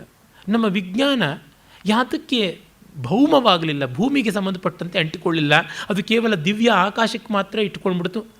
ಕಡೆಗೆ ನಮ್ಮ ಜ್ಯೋತಿಷಾಸ್ತ್ರದ ಕೌಶಲವೆಲ್ಲವೂ ಕೂಡ ಅಮಾವಾಸ್ಯೆ ಯಾವತ್ತು, ಪೂರ್ಣಿಮೆ ಯಾವತ್ತು, ಪಿಂಡ ಯಾವತ್ತು ಹಾಕಬೇಕು, ತರ್ಪಣ ಯಾವತ್ತು ಕೊಡಬೇಕು ಅನ್ನೋದಕ್ಕೆ ಮುಗಿದೋಯ್ತಲ್ಲ ಅಂತ ಬೇಜಾರಾಗುತ್ತದೆ. ಅಜ್ಜಿ ನೂತದ್ದೆಲ್ಲ ಅಜ್ಜನ ಉಡದಾರಕ್ಕೆ ಆಗೋಗ್ಬಿಡ್ತು ಅಂತ. ನಮ್ಮ ಅಷ್ಟೂ ಪಾಂಡಿತ್ಯವೂ ಕೂಡ ಅದರೊಳಗೆ. ನೀಲಕಂಠ ದೀಕ್ಷಿತ ಹೇಳ್ತಾನಲ್ಲ, ವಂಶೇ ಕಸ್ಮಿನ್ ಅಜನಿ, ನಾನು ಎಂಥ ವಂಶದಲ್ಲಿ ಹುಟ್ಟಿದ್ದವನು, ಏನೆಲ್ಲ ಓದ್ದವನು, ಎಂಥದ್ದೆಲ್ಲ ಮಾಡಿದೆ, ವೇದಾಂತವನ್ನೆಲ್ಲ ಓದ್ದೆ. ಇವತ್ತು ನನ್ನ ಎಲ್ಲ ಪಾಂಡಿತ್ಯವೂ ನಿದ್ರೆ ಬರೋಲ್ಲ ಅಂತ ಗೊಣಗಾಡೋ ರಾಜರುಗಳಿಗೆ ನಿದ್ರೆ ಬರೋದಕ್ಕೆ ಕಾಗಮ್ಮ ಗುಬ್ಬಮ್ಮ ಕಥೆ ಹೇಳೋದ್ರೊಳಗೆ ಮುಗಿತಾ ಇದೆ ಅಂತ. ನಿದ್ರಾಹೀನರಾದ ನೃಪತಿಗಳ ವಿನೋದಕ್ಕಾಗಿ ಬಳಕೆ ಬರ್ತಾ ಇದೆ ಎನ್ನುವಂಥದ್ದು ಇದೊಂದು ದೊಡ್ಡ ದುರಂತ ಅನಿಸುತ್ತೆ. ಆದರೆ ಗುಪ್ತರ ಕಾಲದವರೆಗೂ ಕೂಡ ಅಲ್ಲಿ ನೋಡಿದಾಗ ನಮಗೆ ಗೊತ್ತಾಗುತ್ತೆ ವಿಜ್ಞಾನ ಚೆನ್ನಾಗಿ ಮುಂದುವರಿತಾ ಇದ್ದದ್ದು ಒಂದು ಮಟ್ಟಕ್ಕೆ ಕಾಣಿಸುತ್ತೆ. ಅದಕ್ಕೆ ಪ್ರಾಯೋಗಿಕವಾಗಿ ನಾವು ನೋಡ್ತೀವಿ ಲೋಹ ವಿಜ್ಞಾನದಲ್ಲಿ ಎಂಥ ದೊಡ್ಡ ಸಾಧನೆ ಮಾಡಿದ್ರು ಅನ್ನೋದಕ್ಕೆ ಮಿಹಿರಾವಲಿ, ಆಧುನಿಕವಾದ ಮೆಹರೂಲಿ ಅಂತ ಹೆಸರಾದ ದೆಲ್ಲಿಯ ಕುತುಬ್ ಮಿನಾರ್ ಹತ್ತಿರ ಇರುವಂಥ ಸ್ತಂಭ. ಆ ಸ್ತಂಭದ ಮೇಲೆ ಒಂದು ಶಾಸನ ಇದೆ, ಬ್ರಾಹ್ಮೀಯ ಶಾಸನ. ಅದು ಹತ್ತಿರದಲ್ಲೇ ದೇವನಾಗರಿಯಲ್ಲಿ ಮತ್ತೊಂದು ಪ್ರತಿ ಮಾಡಿ ಕೆತ್ತಿಸಿಯೂ ಇದ್ದಾರೆ. ತುಂಬ ಚೆನ್ನಾಗಿರುವ 2 ಶ್ಲೋಕಗಳಿವೆ. ಅದು ಚಂದ್ರ ಅಂತಕ್ಕಂಥ ಒಬ್ಬ ಮಹಾರಾಜನಿಗೆ ಸಂಬಂಧಪಟ್ಟಿದ್ದು. ಅವನು ಚಂದ್ರಗುಪ್ತ ವಿಕ್ರಮಾದಿತ್ಯನೇ, ಇನ್ಯಾರೂ ಅಲ್ಲ ಅಂತ ಅನೇಕ ಇತಿಹಾಸಜ್ಞರು ಹೇಳ್ತಾರೆ. ಅಂದರೆ ಆ ರೀತಿಯಾದ ಒಂದು ಕಬ್ಬಿಣದ ಆ ಕಂಬವನ್ನು ಕೆತ್ತಿದ್ದು, ನಿರ್ಮಾಣ ಮಾಡಿದ್ದು, it's a wrought iron pillar. ಅಂದರೆ ಯಾವುದನ್ನು ಸುತ್ತಿಗೆಗಳ ಮೂಲಕ ಹೊಡೆದು ಆಕಾರಕ್ಕೆ ತಂದದ್ದು ನಾಡು ಕಬ್ಬಿಣ, ಕಾಸ್ಟ್ ಐರನ್. ಅದನ್ನು ಮತ್ತೆ ಕಾಯಿಸಿ ತಟ್ಟಿ ಕುಟ್ಟಿ ಬ್ಲೋ ಹೋಲ್ಸ್ ಎಲ್ಲ ಇಲ್ಲದಂತೆ ಮಾಡಿದ್ದು. ಇದುವರೆಗೂ ತುಕ್ಕು ಹಿಡಿದೇ ಇರುವಂಥದ್ದು. High percentage of phosphorus and sulphur ಅದಕ್ಕೆ ಮುಖ್ಯವಾದ ಕಾರಣ ಅಂತ ಹೇಳ್ಬಿಟ್ಟು ಅಂತಾರೆ. ಏನೇ ಇರಲಿ, ಅಂಥ ಒಂದು ವೈಜ್ಞಾನಿಕವಾದ ಪುರೋಗತಿಯನ್ನು ನಾವು ಕಾಣ್ತೀವಿ. ಆಯುರ್ವೇದದಲ್ಲಿ ಅಷ್ಟೇ. ವಾಗ್ಭಟ ಹೆಚ್ಚು ಕಡಿಮೆ ಗುಪ್ತರ ಕಾಲದಲ್ಲಿಯೇ ಬರುವಂಥವನಾಗಿದ್ದಾನೆ. ಅವನಲ್ಲಿ ಚರಕ ಸುಶ್ರುತರ ಪರಿಣತಿಯೆಲ್ಲ ಭಟ್ಟಿ ಎಳೆದದ್ದು ಅಂತ ಗೊತ್ತಾಗುತ್ತದೆ. ಅದಲ್ಲದೆ ಆಯುರ್ವೇದದ ಲಘುತ್ರಯೀ ಕೂಡ ಆಗಲೇ ಉಗಮವಾದದ್ದಕ್ಕೆ ನಮಗೆ ಸಾಕಷ್ಟು ಆಧಾರಗಳು ಇವೆ. ಹೀಗೆ ಹಲವು ವಿಜ್ಞಾನ ಶಾಖೆಗಳಲ್ಲಿ ಅವರು ಪರಿಣತರಾದದ್ದನ್ನು ನೋಡ್ತೀವಿ. ಇನ್ನು ಶಿಲ್ಪಕ್ಕೆ ಸಂಬಂಧಪಟ್ಟಂತೆ ನೋಡಿದ್ರಂತೂ ಎಷ್ಟು ಚೆನ್ನಾಗಿ ನಡೆದಿದೆ. ವಾಸ್ತು ಶಿಲ್ಪಗಳಿಗೆ ಸಂಬಂಧಪಟ್ಟಂತೆ ಗುಹಾಂತರ ದೇವಾಲಯಗಳು ಎಲ್ಲ ಕೂಡ ಗುಪ್ತರ ಕೊಡುಗೆಯೇ ಆಗಿ ನಮಗೆ ನಿಲ್ಲುತ್ತವೆ. ಇವತ್ತು ನಮ್ಮ ದೇಶದ ಗ್ರೇಟೆಸ್ಟ್ ವರ್ಲ್ಡ್ ಹೆರಿಟೇಜ್ ಅಂತ ನನಗನ್ನಿಸ್ತಕ್ಕಂಥದ್ದು ಎಲ್ಲೋರಾನೇ. ಆ ಎಲ್ಲೋರಾದಂಥ ಗುಹಾಂತರ ದೇವಾಲಯಗಳ ಸ್ಫೂರ್ತಿ ಸ್ಥಾನವೇ ಗುಪ್ತರಲ್ಲಿರುವುದು ನಿಜ. ಎಲ್ಲೋರ ತಯಾರಾದದ್ದು ನಮ್ಮ ರಾಷ್ಟ್ರಕೂಟರ ಕಾಲದಲ್ಲಿ. ಆದರೆ ಅದಕ್ಕೆ ಬೇಕಾದ ಟೆಕ್ನಾಲಜಿ ಐಡಿಯಾ ಅದು ಸಿಕ್ಕದ್ದು ಗುಪ್ತರಲ್ಲಿಯೇ. ಅಜಂತಾಯಿಂದಲೇ ತಿಳುವಳಿಕೆ ನಮಗೆ ಸಿಗುತ್ತದೆ. ಅಜಂತ, ಕಾರ್ಲಾ, ಎಲಿಫೆಂಟಾ ಅನೇಕ ಉಂಟು. ಆಮೇಲೆ ಅಪ್ಪಟ ಭಾರತೀಯವಾದ ಶಿಲ್ಪ ಚಿತ್ರಗಳ ಶೈಲಿಯನ್ನು ರೂಪಣ ಮಾಡಿದ್ದು. ಸ್ಟೈಲ್ ಈಸ್ ಮ್ಯಾನ್ ಅಂತ, ಸ್ಟೈಲ್ ಈಸ್ ಆಲ್ಸೋ ವುಮನ್. ವ್ಯಕ್ತಿಯೇ ಶೀಲ, ಶೀಲದಿಂದ ಬಂದದ್ದು ಶೈಲಿ. ಅದು ರೂಪುಗೊಂಡದ್ದು ಆಗಲೇ. ಇಂದೂ ಕೂಡ ಗುಪ್ತರ ಕಾಲದ ಸೌಂದರ್ಯ ಮೌಲ್ಯಗಳು ನಮ್ಮ ಕಲೆಗಳ ಮೇಲೆ ಅಪ್ಪಟ ಬಿದ್ದಿವೆ. ಅದು ಇನ್ನೂ ಬದಲಾವಣೆಯನ್ನು ಹೊಂದುವಂತೆ ಇಲ್ಲ, ಅಷ್ಟರ ಮಟ್ಟಿಗೆ ಗಟ್ಟಿಯಾಗಿದೆ. ಕ್ಲಾಸಿಕಲ್ ಅಂತಂದರೆ ಏನು ಅಂತಂದರೆ ಗುಪ್ತರ ಕಾಲದ್ದೇನೆ ಅಂತನ್ನುವಂಥದ್ದು. ಅದನ್ನು ನೀವು ಕಾವ್ಯದಲ್ಲಿ ತೆಗೆದುಕೊಳ್ಳಿ, ನೃತ್ಯದಲ್ಲಿ ತೆಗೆದುಕೊಳ್ಳಿ, ಚಿತ್ರಶಿಲ್ಪದಲ್ಲಿ ತೆಗೆದುಕೊಳ್ಳಿ, ಹಾಗೇ ಇರುವಂಥದ್ದು. ಸಂಗೀತ ಮಾತ್ರ ಒಂದು ಸ್ವಲ್ಪ ವಿನಾಯಿತಿ ಆಗಬಹುದು ಅಂತ ಅನಿಸುತ್ತದೆ. ಇರಲಿ, ಇಲ್ಲಿ ನೋಡಿದ್ರೂ ನಮಗೆ ಗೊತ್ತಾಗುತ್ತದೆ ಅವರ ಕೌಶಲ ಮತ್ತು ಅವರ ಶಾಂತಿ ಸ್ಥಾಪನೆಯಲ್ಲಿದ್ದಂಥ ಸಿದ್ಧಿ ಎಂಥದ್ದು ಅನ್ನುವಂಥದ್ದು. ಚಂದ್ರಗುಪ್ತ ವಿಕ್ರಮಾದಿತ್ಯನ ನಾಣ್ಯಗಳು ದಂತಕಥೆಯಾಗುವಂಥವು ಅಂತ ಹೇಳಿದ್ನಲ್ಲ, ಅಲ್ಲಿ ಶಾಕುಂತಲಾದಿ ನಾಟಕಗಳಿಗೆ ಸಂಬಂಧಪಟ್ಟಂಥ ನಾಣ್ಯಗಳು ಉಂಟು. ಮತ್ತು ತಂದೆ ಹುಲಿಯನ್ನು ಬೇಟೆಯಾಡಿದ್ರೆ ಇವನು ಸಿಂಹವನ್ನು ಬೇಟೆಯಾಡಿದಂಥ ನಾಣ್ಯ ಉಂಟು. ಮತ್ತು ಮಹಾವಿಷ್ಣುವನ್ನು, ಲಕ್ಷ್ಮಿಯನ್ನು, ಗಂಗಾ ಯಮುನೆಯನ್ನು ಚಿತ್ರಿಸಿರ್ತಕ್ಕಂಥ ನಾಣ್ಯಗಳಿವೆ. ಹೀಗೆ ನಾಣ್ಯದ ಕೌಶಲದಲ್ಲಿ ಮಿಂಟಿಂಗ್ ಯಾವುದಿದೆ ಅದರೊಳಗೆ ತುಂಬ ದೊಡ್ಡ ಹೆಸರು ಮಾಡಿದ್ರು. ಅಷ್ಟು ಚಲಾವಣೆಯೂ ಇತ್ತು, ಅಷ್ಟು ಸಮೃದ್ಧಿ ಕೂಡ ಇತ್ತು ಅಂತ ಗೊತ್ತಾಗುತ್ತದೆ. ಒಂದು ನಾಣ್ಯ ನೋಡಿದ್ರೆ ಎಷ್ಟನ್ನೆಲ್ಲ ಊಹಿಸಬಹುದು ಅನ್ನೋದಕ್ಕೆ ಒಂದು ಉದಾಹರಣೆ ಹೇಳ್ತೀನಿ ನೋಡಿ. ಒಂದು ಗುಪ್ತರ ನಾಣ್ಯದಂಥ ಬಂಗಾರದ ನಾಣ್ಯ ಒಂದು ಸಿಕ್ತು ಅಂತಂದರೆ, ಆ ರೀತಿಯಾದ ಬಂಗಾರವನ್ನು ಅದರ ಒಂದು ಗೋಲ್ಡ್ ನಗ್ಗೆಟ್ಸ್ ಅಂತ ಕರೀತಾರೆ. ಬಂಗಾರ ಅದರಿನ ರೂಪದಲ್ಲಿ ಸಿಗೋದಿಲ್ಲ. ಅದು ರಾಯಲ್ ಮೆಟಲ್, ರಾಜಲೋಹವಾದ್ದರಿಂದ ಅದು ಕಲ್ಲಿನ ಮಧ್ಯದಲ್ಲಿ ಕಣಗಳ ರೂಪದಲ್ಲಿ ಅಡಗಿರುತ್ತೆ. ಆ ಕಲ್ಲನ್ನಷ್ಟನ್ನು ಪುಡಿ ಮಾಡಿ ಕಣಗಳನ್ನು ಪ್ರತ್ಯೇಕವಾಗಿ ತೆಗೆಯೋದು ಬಹಳ ಕಷ್ಟದ ಕೆಲಸ. ಅದನ್ನು ತಯಾರು ಮಾಡಬೇಕು. ಮತ್ತು ಬಂಗಾರ ತುಂಬ ಕಡಿಮೆ ಪ್ರಮಾಣದಲ್ಲಿ ಸಿಗೋದ್ರಿಂದ ಎಷ್ಟು ಆ ಕೆಲಸ ಮಾಡಬೇಕು ಅಂದರೆ ಗಣಿಗಾರಿಕೆ ಯಾವ ಮಟ್ಟದಲ್ಲಿತ್ತು ಅಂತ ಗೊತ್ತಾಗುತ್ತದೆ. ಪ್ರೊಸೆಸಿಂಗ್ ಯಾವ ರೀತಿಯಲ್ಲಿತ್ತು ಅನ್ನೋದು ಗೊತ್ತಾಗುತ್ತದೆ. ಮತ್ತು ಹ್ಯಾಂಡ್ಲಿಂಗ್ ಯಾವ ರೀತಿ ಮಾಡ್ತಾಯಿದ್ರು ಅಂತ. ಆ ಒಂದು ನಾಣ್ಯಗಳಿಗೆ ಬೇಕಾಗಿರ್ತಕ್ಕಂಥ ಅಚ್ಚುಗಳು ಹೇಗಿದ್ದವು, ಆ ಅಚ್ಚುಗಳನ್ನು ಕೆತ್ತುವುದಕ್ಕೆ ಬೇಕಾದ ಸಾಧನೆಗಳು ಹೇಗಿದ್ದವು, ಇವೆಲ್ಲ ಕೂಡ ನಾವೇ ಊಹೆ ಮಾಡಿಕೊಳ್ಬಹುದು. ಅದಾದ ಮೇಲೆ ನಾವು ಈ ಕಾಲದಲ್ಲಿ ನೋಡಬಹುದಾದದ್ದು ಶಿಲ್ಪ, ವಾಸ್ತು ಮತ್ತು ಶಿಲ್ಪದಲ್ಲಂತೂ ತುಂಬ ಉತ್ಕೃಷ್ಟವಾದ ರೂಪಣಗಳನ್ನು ಪಡ್ಕೊಂಡಿದ್ದಕ್ಕೆ ನಮ್ಮ ಪುರಾಣ ದೇವತೆಗಳ ರೂಪ ಈ ಹೊತ್ತಿಗೆ ಹೇಗಿದೆಯೋ ಅದು ಸಿದ್ಧ ಆಗೋದಕ್ಕೆ ಅವರೇ ಕಾರಣ. ಒಂದು ಸಣ್ಣ ಉದಾಹರಣೆ, ದೇವಗಡ ದೇವಸ್ಥಾನ ದಶಾವತಾರ ಟೆಂಪಲ್ ಅನ್ನೋದನ್ನು ನೋಡಿದ್ರೆ ಸಾಕು ಗೊತ್ತಾಗುತ್ತದೆ.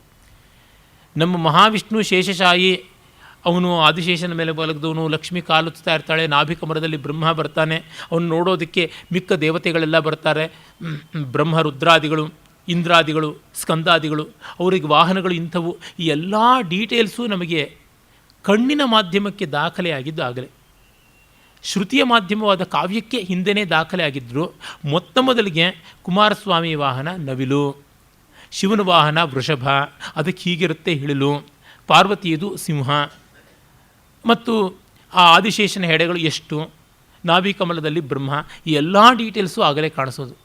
ಅಂದರೆ ರವಿವರ್ಮನ ಕಾಲದ ಯಾವ ಒಂದು ಪೇಂಟಿಂಗ್ ಅಂತ ಇದೆ, ಅಥವಾ ನಂದಲಾಲ್ ಬಸು, ಜಮಿನಿ ರಾಯ್ ಅವರುಗಳ ಚಿತ್ರಗಳು ಯಾವುದಿವೆ, ಅಲ್ಲಿವರೆಗೂ ಬಂದ ಮೋಟಿವ್ಸ್ ಇದೇ ಆಗಿದೆ. ಅಂದರೆ ಕನಿಷ್ಠ ಪಕ್ಷ 1700-1600 ವರ್ಷಗಳ ಒಂದು ಕಲಾ ಪ್ರವಾಹ ಹಾಗೆ ನಡ್ಕೊಂಡು ಬಂದಿರೋದು ಗೊತ್ತಾಗುತ್ತದೆ. ಮತ್ತು ಅಲ್ಲಿ ಬುದ್ಧನನ್ನೂ ಕೂಡ ಗಾಂಧಾರ ಶಿಲ್ಪದ ಛಾಯೆಯಿಂದ ಬೇರೆಯಾಗಿ ಚಿತ್ರಿಸಿದ್ರು. ತುಂಬ ಸುಂದರವಾಗಿದೆ. ಗಾಂಧಾರ ಶಿಲ್ಪದ ಕೆಲವೊಂದು ಮೌಲ್ಯಗಳನ್ನು ಜೀರ್ಣಿಸಿಕೊಂಡು ಅಪ್ಪಟ ಭಾರತೀಯವಾದ ಆದರ್ಶೀಕೃತವಾದ ರೂಪಗಳನ್ನು ಕಂಡ್ರಿಸುವಂಥ ಕೆಲಸ ಮಾಡಿದ್ದಾರೆ. ಅದು ಬಹಳ ಬಹಳ ದೊಡ್ಡ ಸಾಧನೆ ಅಂತ ನನಗನ್ಸುತ್ತೆ. ಮತ್ತು ಬೌದ್ಧ, ಶೈವ, ವೈಷ್ಣವ, ಜೈನ ಇತ್ಯಾದಿ ಭೇದಗಳಿರಲಿಲ್ಲ. ಅವರ ಕಾಲದ ಆ ಒಂದು ಮೌಲ್ಯ ಇಡೀ ಭಾರತದಲ್ಲಿತ್ತು ಅನ್ನೋದಕ್ಕೆ ಒಂದು ಸಣ್ಣ ಉದಾಹರಣೆ ಕೊಡ್ತೀನಿ. ನಮ್ಮಲ್ಲಿ ವರ್ಲ್ಡ್ ಹೆರಿಟೇಜ್ ಆಗಿರ್ತಕ್ಕಂಥ ಬಾದಾಮಿಗೆ ಹೋಗಿ, ಬಾದಾಮಿಯಲ್ಲಿ ಶೈವ ಗುಹೆ, ವೈಷ್ಣವ ಗುಹೆ ಮತ್ತು ಜೈನ ಗುಹೆ ಎಲ್ಲ ಒಟ್ಟಿಗೆ ಇದೆ. ಅದು 5ರಿಂದ 8ನೇ ಶತಮಾನದವರೆಗಿನ ಬಾದಾಮಿ ಚಾಲುಕ್ಯರ ಬದುಕಿನ ರೀತಿಯಾದರೆ ಅದು ಗುಪ್ತರ ಕಾಲದ ಸಮಾನಾಧಿಕರಣ್ಯ ಇರತಕ್ಕಂಥದ್ದೇ ಆಯಿತು. ಅದರ ಮುಂದುವರಿಕೆ ಅನ್ನುವಂತೆ ನೀವು ನೋಡ್ಬೋದು ಎಲ್ಲೋರಾದಲ್ಲಿ ಹತ್ತಿರ 40 ಗುಹೆಗಳನ್ನು ನೋಡ್ತೀರಿ. ಅಲ್ಲಿ ಜೈನ, ಬೌದ್ಧ, ಶೈವ, ವೈಷ್ಣವ ಎಲ್ಲ ಗುಹೆಗಳು ಇವೆ. ಎಲ್ಲಕ್ಕೂ ಸಮಾನವಾದ ಗೌರವ ಸಂದಿದೆ. ಆ ಟ್ರೀಟ್ಮೆಂಟ್ ಅಷ್ಟೇ ಚೆನ್ನಾಗಿದೆ. ಆದರೆ ಡೆಲಿಬರೇಟ್ಲಿ ನೋಡಿದ್ರೆ ನಮ್ಮ ಸನಾತನ ಧರ್ಮದ ಶಿವ, ವಿಷ್ಣು, ದೇವತಾ ಗುಹೆಗಳ ಸೌಂದರ್ಯ ಹೆಚ್ಚು. ಕಾರಣ ಜೈನ ಬೌದ್ಧದಲ್ಲಿ ಏನು ವೆರೈಟಿ ಇಡೋಕ್ಕಾಗುತ್ತೆ? ಬೆತ್ತಲೆ ನಿಂತುಕೊಂಡಂಥ ಜನರು ಎಷ್ಟೇ ದೊಡ್ಡವರಾದರೂ ಏನು ಬೆತ್ತಲೆನಲ್ಲಿ ವೆರೈಟಿ ತೋರಿಸೋಕ್ಕೆ ಸಾಧ್ಯ? ಏನು ಮಾಡೋಕ್ಕಾಗೋದಿಲ್ಲ. ಅವರು ಅದಕ್ಕೋಸ್ಕರ ಪಾಪ ಇನ್ನೊಂದು ದಾರಿ ಹಿಡಿಬೇಕಾಯಿತು. ಯಕ್ಷರು ಅಂತ ಹೇಳಿಬಿಟ್ಟಿದ್ದು ಬೇರೊಂದು ದಾರಿ ಹಿಡಿಬೇಕಾಯಿತು. ಗಂಧರ್ವರು, ಅಪ್ಸರೆಯರು ಅಂತ ಬೇರೆ ಬೇರೆ ಇಟ್ಕೋಬೇಕಾಯಿತು. ಆದರೆ ನೀವು ಕುಚ್ಚಲಕ್ಕಿ ಅನ್ನ ಮಾಡಿಬಿಟ್ಟಿದ್ದು ಮತ್ತು ಇನ್ನೆಷ್ಟು ಸೈಡ್ ಡಿಶ್ಗಳನ್ನು ಮಾಡಿದ್ರು ಏನು? ಮಿಡ್ಡೆ ಅನ್ನ ಮಾಡಿಬಿಡಿ, ಅಥವಾ ಕಾಳಾಗಿ ಬೇಯದೇ ಇರತಕ್ಕಂಥ ಅನ್ನ ಮಾಡಿಬಿಡಿ. ಎಷ್ಟು ತುಪ್ಪ ಹಾಕಿ, ಎಷ್ಟು ಗೊಜ್ಜು, ಎಷ್ಟು ಚಟ್ನಿ ಪುಡಿ, ಎಷ್ಟು ಬಳಸಿದ್ರು ಕೂಡ ಮೇಯ್ನ್ ಇಂಗ್ರೀಡಿಯೆಂಟ್ ಅನ್ನ. ಮಧ್ಯದಲ್ಲಿ ಕೇಂದ್ರವಾಗಿ ಪಾಪ ಜನ ನಿಂತು ಬಿಟ್ಟರೆ, ನನಗೆ ಜೈನರ ಬಗ್ಗೆ ಏನು ಕೋಪದಿಂದ ಹೇಳ್ತಾ ಇಲ್ಲ, practical problems. Centre of attraction ಏನು ರಿಪಲ್ಷನ್ ಆಗಿಬಿಟ್ರೆ ಏನು ಮಾಡೋದಕ್ಕೆ ಸಾಧ್ಯ? ಅದಕ್ಕಿಂತ ಒಂಚೂರು ಮೇಲೆ ಬುದ್ಧ ಬಟ್ಟೆನಾದರೂ ಹುಟ್ಟಿದ್ದ. ಆದರೆ ಹೀನಯಾನದಲ್ಲಿ ನೋಡಿ, ಹೀನಾತಿ ಹೀನಯಾನ, ಬರೀ ಬೋಳು, ಬರೀ ಖಾಲಿ, ಬುದ್ಧನೂ ಇಲ್ಲ. ನೀವು ಮಸೀದಿಗೆ ಏನು ಅಲಂಕಾರ ಮಾಡೋದಕ್ಕೆ ಸಾಧ್ಯ? ಮೋಟು ಗೋಡೆಗೆ ಎಷ್ಟು ಬಣ್ಣ ಬೆಳೆದ್ರೆ ಏನೂ ಆಗೋದಿಲ್ಲ. ಕ್ರಿಸ್ತನಿಗೆ ಏನು ಕಿರೀಟ ಇಡೋಕ್ಕೆ ಸಾಧ್ಯ? ಏನು ಕವಚ ತೊಡಿಸೋಕ್ಕೆ ಸಾಧ್ಯ? ಏನು ಹಾರ ಹಾಕೋದಕ್ಕೆ ಸಾಧ್ಯ? ಅವನೇ ಇಟ್ಕೊಂಡು ಬಿಟ್ಟಿದ್ದಾನೆ ಮುಳ್ಳಿನ ಕಿರೀಟ, ಅವನೇ ಹೊಡೆಸಿಟ್ಕೊಂಡು ಬಿಟ್ಟಿದ್ದಾನೆ ಮೊಳೆನ. ಏನು ಮಾಡೋದಕ್ಕೆ ಸಾಧ್ಯ? ಏನೂ ಮಾಡೋಕ್ಕಾಗೋಲ್ಲ. ಪಾಪ ಗೋಳಾಟದ ಆರ್ತತೆ ಕಾಣಿಸುತ್ತೆ ಮುಖದಲ್ಲೇ. ಸಾಕು, ಅಯ್ಯೋ ಪಾಪ ಅನ್ಬೋದಷ್ಟೆ. ಅದಕ್ಕಿಂತ ಇನ್ನೇನು ಅನ್ನೋದಕ್ಕೆ ಸಾಧ್ಯ? ಕರುಣರಸ ದೊಡ್ಡದೇ ಇರ್ಬೋದು, ಎಷ್ಟೊತ್ತು ನೋಡೋದಕ್ಕೆ ಸಾಧ್ಯ? ಶೃಂಗಾರಕ್ಕೆ ಕಡೆಗೆ ಬರಬೇಕಾಗುತ್ತದೆ. ಹೀಗಾಗಿ ಸನಾತನ ಧರ್ಮ ಆ ಅನಿವಾರ್ಯತೆಗಳನ್ನೆಲ್ಲ ಕಂಡುಕೊಂಡಿದ್ದರಿಂದ ಅದು ಅಂಗೀಕಾರ್ಯ ಅಂತ ಮಾಡಿಕೊಳ್ತು. ಅದು ಎಲ್ಲೆಲ್ಲಿಯೂ ಕಾಣಿಸುವಂಥದ್ದಾಗಿದೆ. ಅದನ್ನು ನೋಡಿದಾಗ ನಮಗೆ ಗೊತ್ತಾಗುತ್ತೆ. ನನ್ನ ಪಲ್ಲವಿಯಾಗಿ ಹೇಳ್ತಾ ಬಂದಿದ್ದೀನಲ್ಲ, ಆದರ್ಶೈಕ ದೃಷ್ಟಿ ಅನ್ನೋದು ಬ್ರಾಹ್ಮ ಆದರೆ, ವಾಸ್ತವ ಮಾತ್ರ ಅನ್ನೋದು ವೈಶ್ಯ ಆದರೆ, ಆದರ್ಶ ವಾಸ್ತವಗಳನ್ನು ಬೆಸೀತೀನಿ ಅನ್ನೋದು ಕ್ಷಾತ್ರ. ವೈಶ್ಯ ಅಂದರೆ ಯಾರು ಬರೀ ವ್ಯಾಪಾರ ಮಾಡುವವರು, ಇಂಥದ್ದು ವೈಶ್ಯಕುಲ ಅಂತ ಇವತ್ತು ಶ್ರೇಷ್ಠಿ ವರ್ಗ, ಬಿಸ್ನೆಸ್ ಕಮ್ಯುನಿಟಿ ಅಂತ ಅಷ್ಟೇ ಅಂತಲ್ಲ, ಕಾಮನ್ ಮ್ಯಾನ್ ಅನ್ನುವುದನ್ನು ಹಲವು ಬಾರಿ ಹೇಳಿದ್ದೀನಿ. ಕಾಮನ್ ಮ್ಯಾನಿಗೆ ಬೇಕಾಗಿದ್ದೇನು? ಇದ್ದದ್ರಲ್ಲಿ ನಾವಾಗಿ ನಮ್ಮಷ್ಟಕ್ಕೆ ಹಾಯಾಗಿ ಅಂತ ಅನ್ನುವಂಥದ್ದಷ್ಟೇ. ಏನೋ ಎರಡೊತ್ತು ಉಂಡುಕೊಂಡು ತೊಟ್ಕೊಂಡು ಚೆನ್ನಾಗಿರೋಣ ಅಂತ. ನಮಗಿನ್ನ ಯಾವುದು ಆದರ್ಶ ಆಗೋಲ್ಲಪ್ಪ. ಯಾರು ದೊಡ್ಡವರು ಅಂದರೆ ಕೈ ಮುಗಿದು ಬರೋಣ, ಒಂದು ಪ್ರದಕ್ಷಿಣೆ ಹಾಕೋಣ, ಹೆಚ್ಚಂದರೆ ಒಂದು 10 ರೂಪಾಯಿ ಹಾಕೋಣ ಕಾಣಿಕೆ ಸಾಕು ಅಂತ ಅನ್ನುವಂಥದ್ದು. ಇನ್ನು ಆದರ್ಶ ಅಂತ ಹೊಸ್ಕೊಂಡು ಒದ್ದಾಡುವ ಬ್ರಾಹ್ಮಣ್ಯ, it's a minority. It's a cultural minority, linguistic minority, emotional minority, ಎಲ್ಲವೂ ಮೈನಾರಿಟಿ.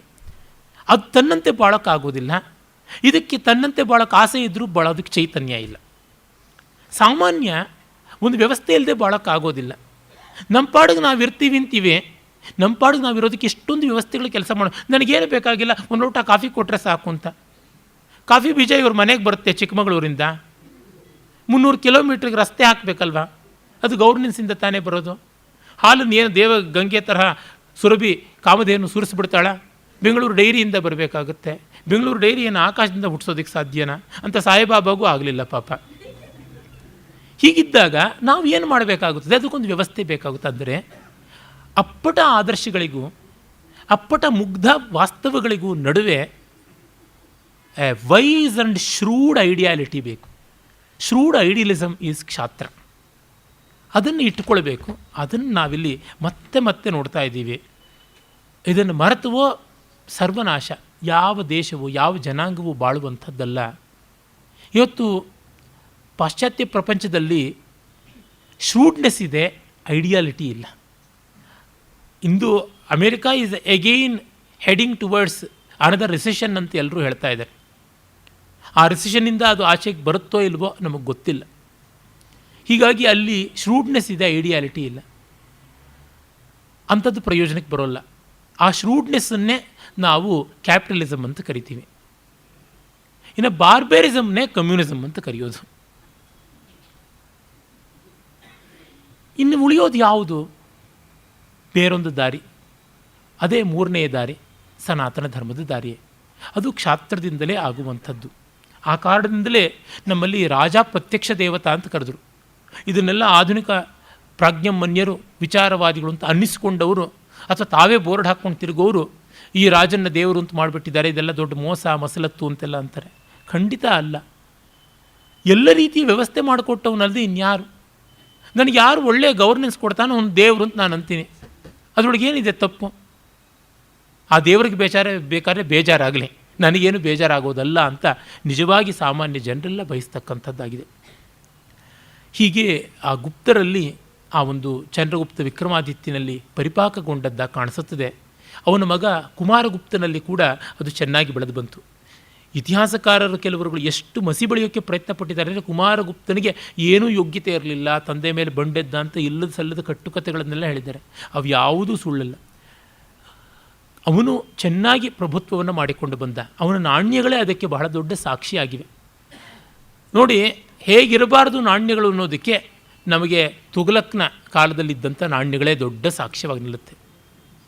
ಚರ್ಮದಲ್ಲಿ ಮಾಡೋದಕ್ಕೆ ಶುರು ಮಾಡ್ದ. ಯಾವ ಮಟ್ಟಕ್ಕೆ ದಿವಾಳಿ ಎದ್ದಿತ್ತು ಅಂತ ಗೊತ್ತಾಗುತ್ತದೆ. ಅದು ಏನು, ಮಂಗೋಲರ ದಾಳಿನಲ್ಲಿ ಬೊಕ್ಕಸ ಪೂರ್ತಿ ಖಾಲಿ ಆಗಿಬಿಟ್ಟಾಗ ಆ ದುಸ್ಥಿತಿಗೆ ಬಂತು. ಅವನನ್ನು ಮಹಾದೊಡ್ಡ ಆದರ್ಶ ಅನ್ನುವಂತೆ, ಒಂದು ಅಲೌಕಿಕವಾದ ಸಂಕೇತ ಅನ್ನುವಂತೆ ನಮ್ಮ ಒಬ್ಬರು ಜ್ಞಾನಪೀಠಿಗಳು ಒಂದು ನಾಟಕವನ್ನು ಬರೆದರು. ನಾಟಕವಾಗಿ ಎಷ್ಟೇ ಚೆನ್ನಾಗಿರಬಹುದು, ಅರೆ ವಸ್ತುವಿನ ಆಯ್ಕೆಯಲ್ಲೇ ಇಟ್ಕೊಂಡ್ಬಿಟ್ರೆ ನಮಗೆ ಗೊತ್ತಾಗುತ್ತೆ ಯಾವ ಅವಿವೇಕ ಆಗುತ್ತದೆ ಅಂತ. ನಾಯಕನನ್ಯನಾಗಿ ಕೃತಿಯಾಗದು ಉದಾತ್ತಂ, ಉದಾತ್ತ ರಾಘವಂ ನಾಯಕನಾಗಿ ಕೃತಿ ವಿಶ್ರುತ ಮೆನಿಕ್ಕುಂ, ಕಾಲಾಯಸದಿಂ ವಿನಿರ್ಮಿಸಿದ ಕಂಠಿಕೆ ಕಾಂಚನಮಾಲೆಯಂತುಪಾದೇಯ ಮೆನಿಕ್ಕುಮೆ. ಗೊತ್ತೇ ಇದೆ ನಮಗೆ ನಾಗಚಂದ್ರನ ಮಾತು. ಕುಮಾರಗುಪ್ತನ ಬಳಿಕ ಅವನ ಮಗ ಸ್ಕಂದಗುಪ್ತ ಬರ್ತಾನೆ.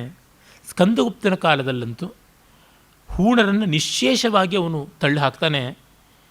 ಅವರು ಎಂಥದ್ದು ಅಂತಂದರೆ, ಮುನ್ಷಿಯವರ ಮಾತಲ್ಲೇ ಹೇಳೋದಿದ್ರೆ, ಕ್ರಿಸ್ತಶಕ 4ನೇ ಶತಮಾನದ ಮಧ್ಯದಲ್ಲಿ ಮಾನವ ಇತಿಹಾಸದಲ್ಲಿಯೇ ಒಂದು ಜ್ವಾಲಾಮುಖಿಯ ಮಹಾಸ್ಫೋಟವೆನಿಸುವಂಥ ದುರ್ಘಟನೆ ಉಂಟಾಯಿತು.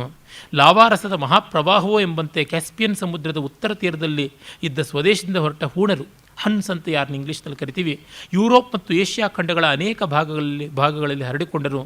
ಮನೆಯಿಲ್ಲದ ಶಿಸ್ತಿಲ್ಲದ ಇವರು ತಮ್ಮ ಕುದುರೆಗಳನ್ನು ಎಚ್ಚರದಲ್ಲಿ ಮಾತ್ರವಲ್ಲದೆ ನಿದ್ರೆಯಲ್ಲೂ ಓಡಿಸುತ್ತಿದ್ದರು ಅಂತ. ಬರುವ ಸಮಸ್ಯೆ ಏನು ಗೊತ್ತೇ, ಎಲ್ಲ ಬಿಟ್ಟವ್ರ ಜೊತೆಗೆ ಜಗಳ ಆಡೋದು ಕಷ್ಟ.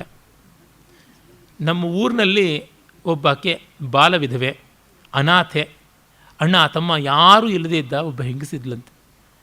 ನಮ್ಮ ತಾಯಿ ಹೇಳ್ತಾಯಿದ್ರು, ಆಕೆ ತನ್ನ ಪಾಡಿಗೆ ತಾನು ಬದುಕ್ತಾಯಿದ್ರು.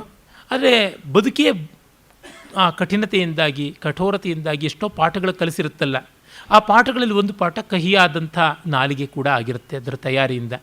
ಅವ್ರನ್ನ ಯಾರಾದರೂ ಏನಾದರೂ ಹೇಳಿದ್ರೆ, ನೋಡ್ರೆ ನನಗೆ ನೀವೇನು ಶಾಪ ಹಾಕೋಕ್ಕೆ ಸಾಧ್ಯ, ನೀನು ಆ ಮುಂಡೆ ಆಗು ಈ ಮುಂಡೆ ಆಗು ಅಂತ ಏನು ಹೇಳೋಕ್ಕಲ್ಲ, ಅದೇ ಆಗಿಬಿಟ್ಟಿದ್ದೀನಿ. ನಿನಗೆ ತಂದೆ ಸಾಯ ತಾಯಿ ಸಾಯ ನಿಂಗೆ ಮಕ್ಕಳ ಸಾಯ ಅಂದರೆ ಇದು ಯಾವುದೂ ಇಲ್ಲವೇ ಆಗಿಬಿಟ್ಟಿದೆ. You cannot blame me. ನೀವು ಹೇಳ್ಬೋದಾದ ಶಾಪಗಳೆಲ್ಲವೂ ನನ್ನಲ್ಲಿ ಸಿದ್ಧಿಸಿಬಿಟ್ಟಿವೆ. ಹಾಗಾಗಿ ನೀವು ಏನು ಬೈದರೂ ನನಗೇನು ತಟ್ಟೋಲ್ಲ. ಅರೆ ನಾನು ಒಂದು ಬೈದರೂ ಕೂಡ ನಿಮಗೆ ತುಂಬ ಕರ್ಕಶವಾಗಿ ಚುಚ್ಚುತ್ತೆ. ಯಾಕೆಂದರೆ ಯು ಹ್ಯಾವ್ ಆಲ್ ಕಿತ್ ಆ್ಯಂಡ್ ಕಿನ್ ಎಲ್ಲ ಇದ್ದಾರೆ, ಗಂಡ ಇದ್ದಾರೆ, ಮಕ್ಕಳಿದ್ದಾರೆ, ಅಪ್ಪ ಇದ್ದಾರೆ, ಅಮ್ಮ ಇದ್ದಾರೆ. ಹಾಗಾಗಿ ನಿಮಗೆ ನಾನು ಹೇಳಿದ್ದು ಕರ್ಣಶೂಲಗಳಾಗತ್ವೆ, ಹೃದಯಕ್ಕೆ ಸದಾಕಾಲ ನಟ್ಟು ನಿಲ್ಲತ್ವೆ, ನನ್ನನ್ನು ಕೆರಳಿಸಬೇಡಿ, ನನ್ನ ಕೋಪ ತರಿಸ್ಬೇಡಿ ಅಂತ. ಈ ಹುನ್ಸ್ ಹಾಗೇನೆ ಹೂಣರು ಯಾವುದೂ ಇಲ್ಲದೆ ಇದ್ದವ್ರಿಗೆ ಯಾರನ್ನೂ ದೋಚ್ಕೊಂಡು ಬರ್ಬೋದು ಅಂತ ಅನ್ನೋ ಸ್ಥಿತಿ ಬಂದಿರುತ್ತೆ.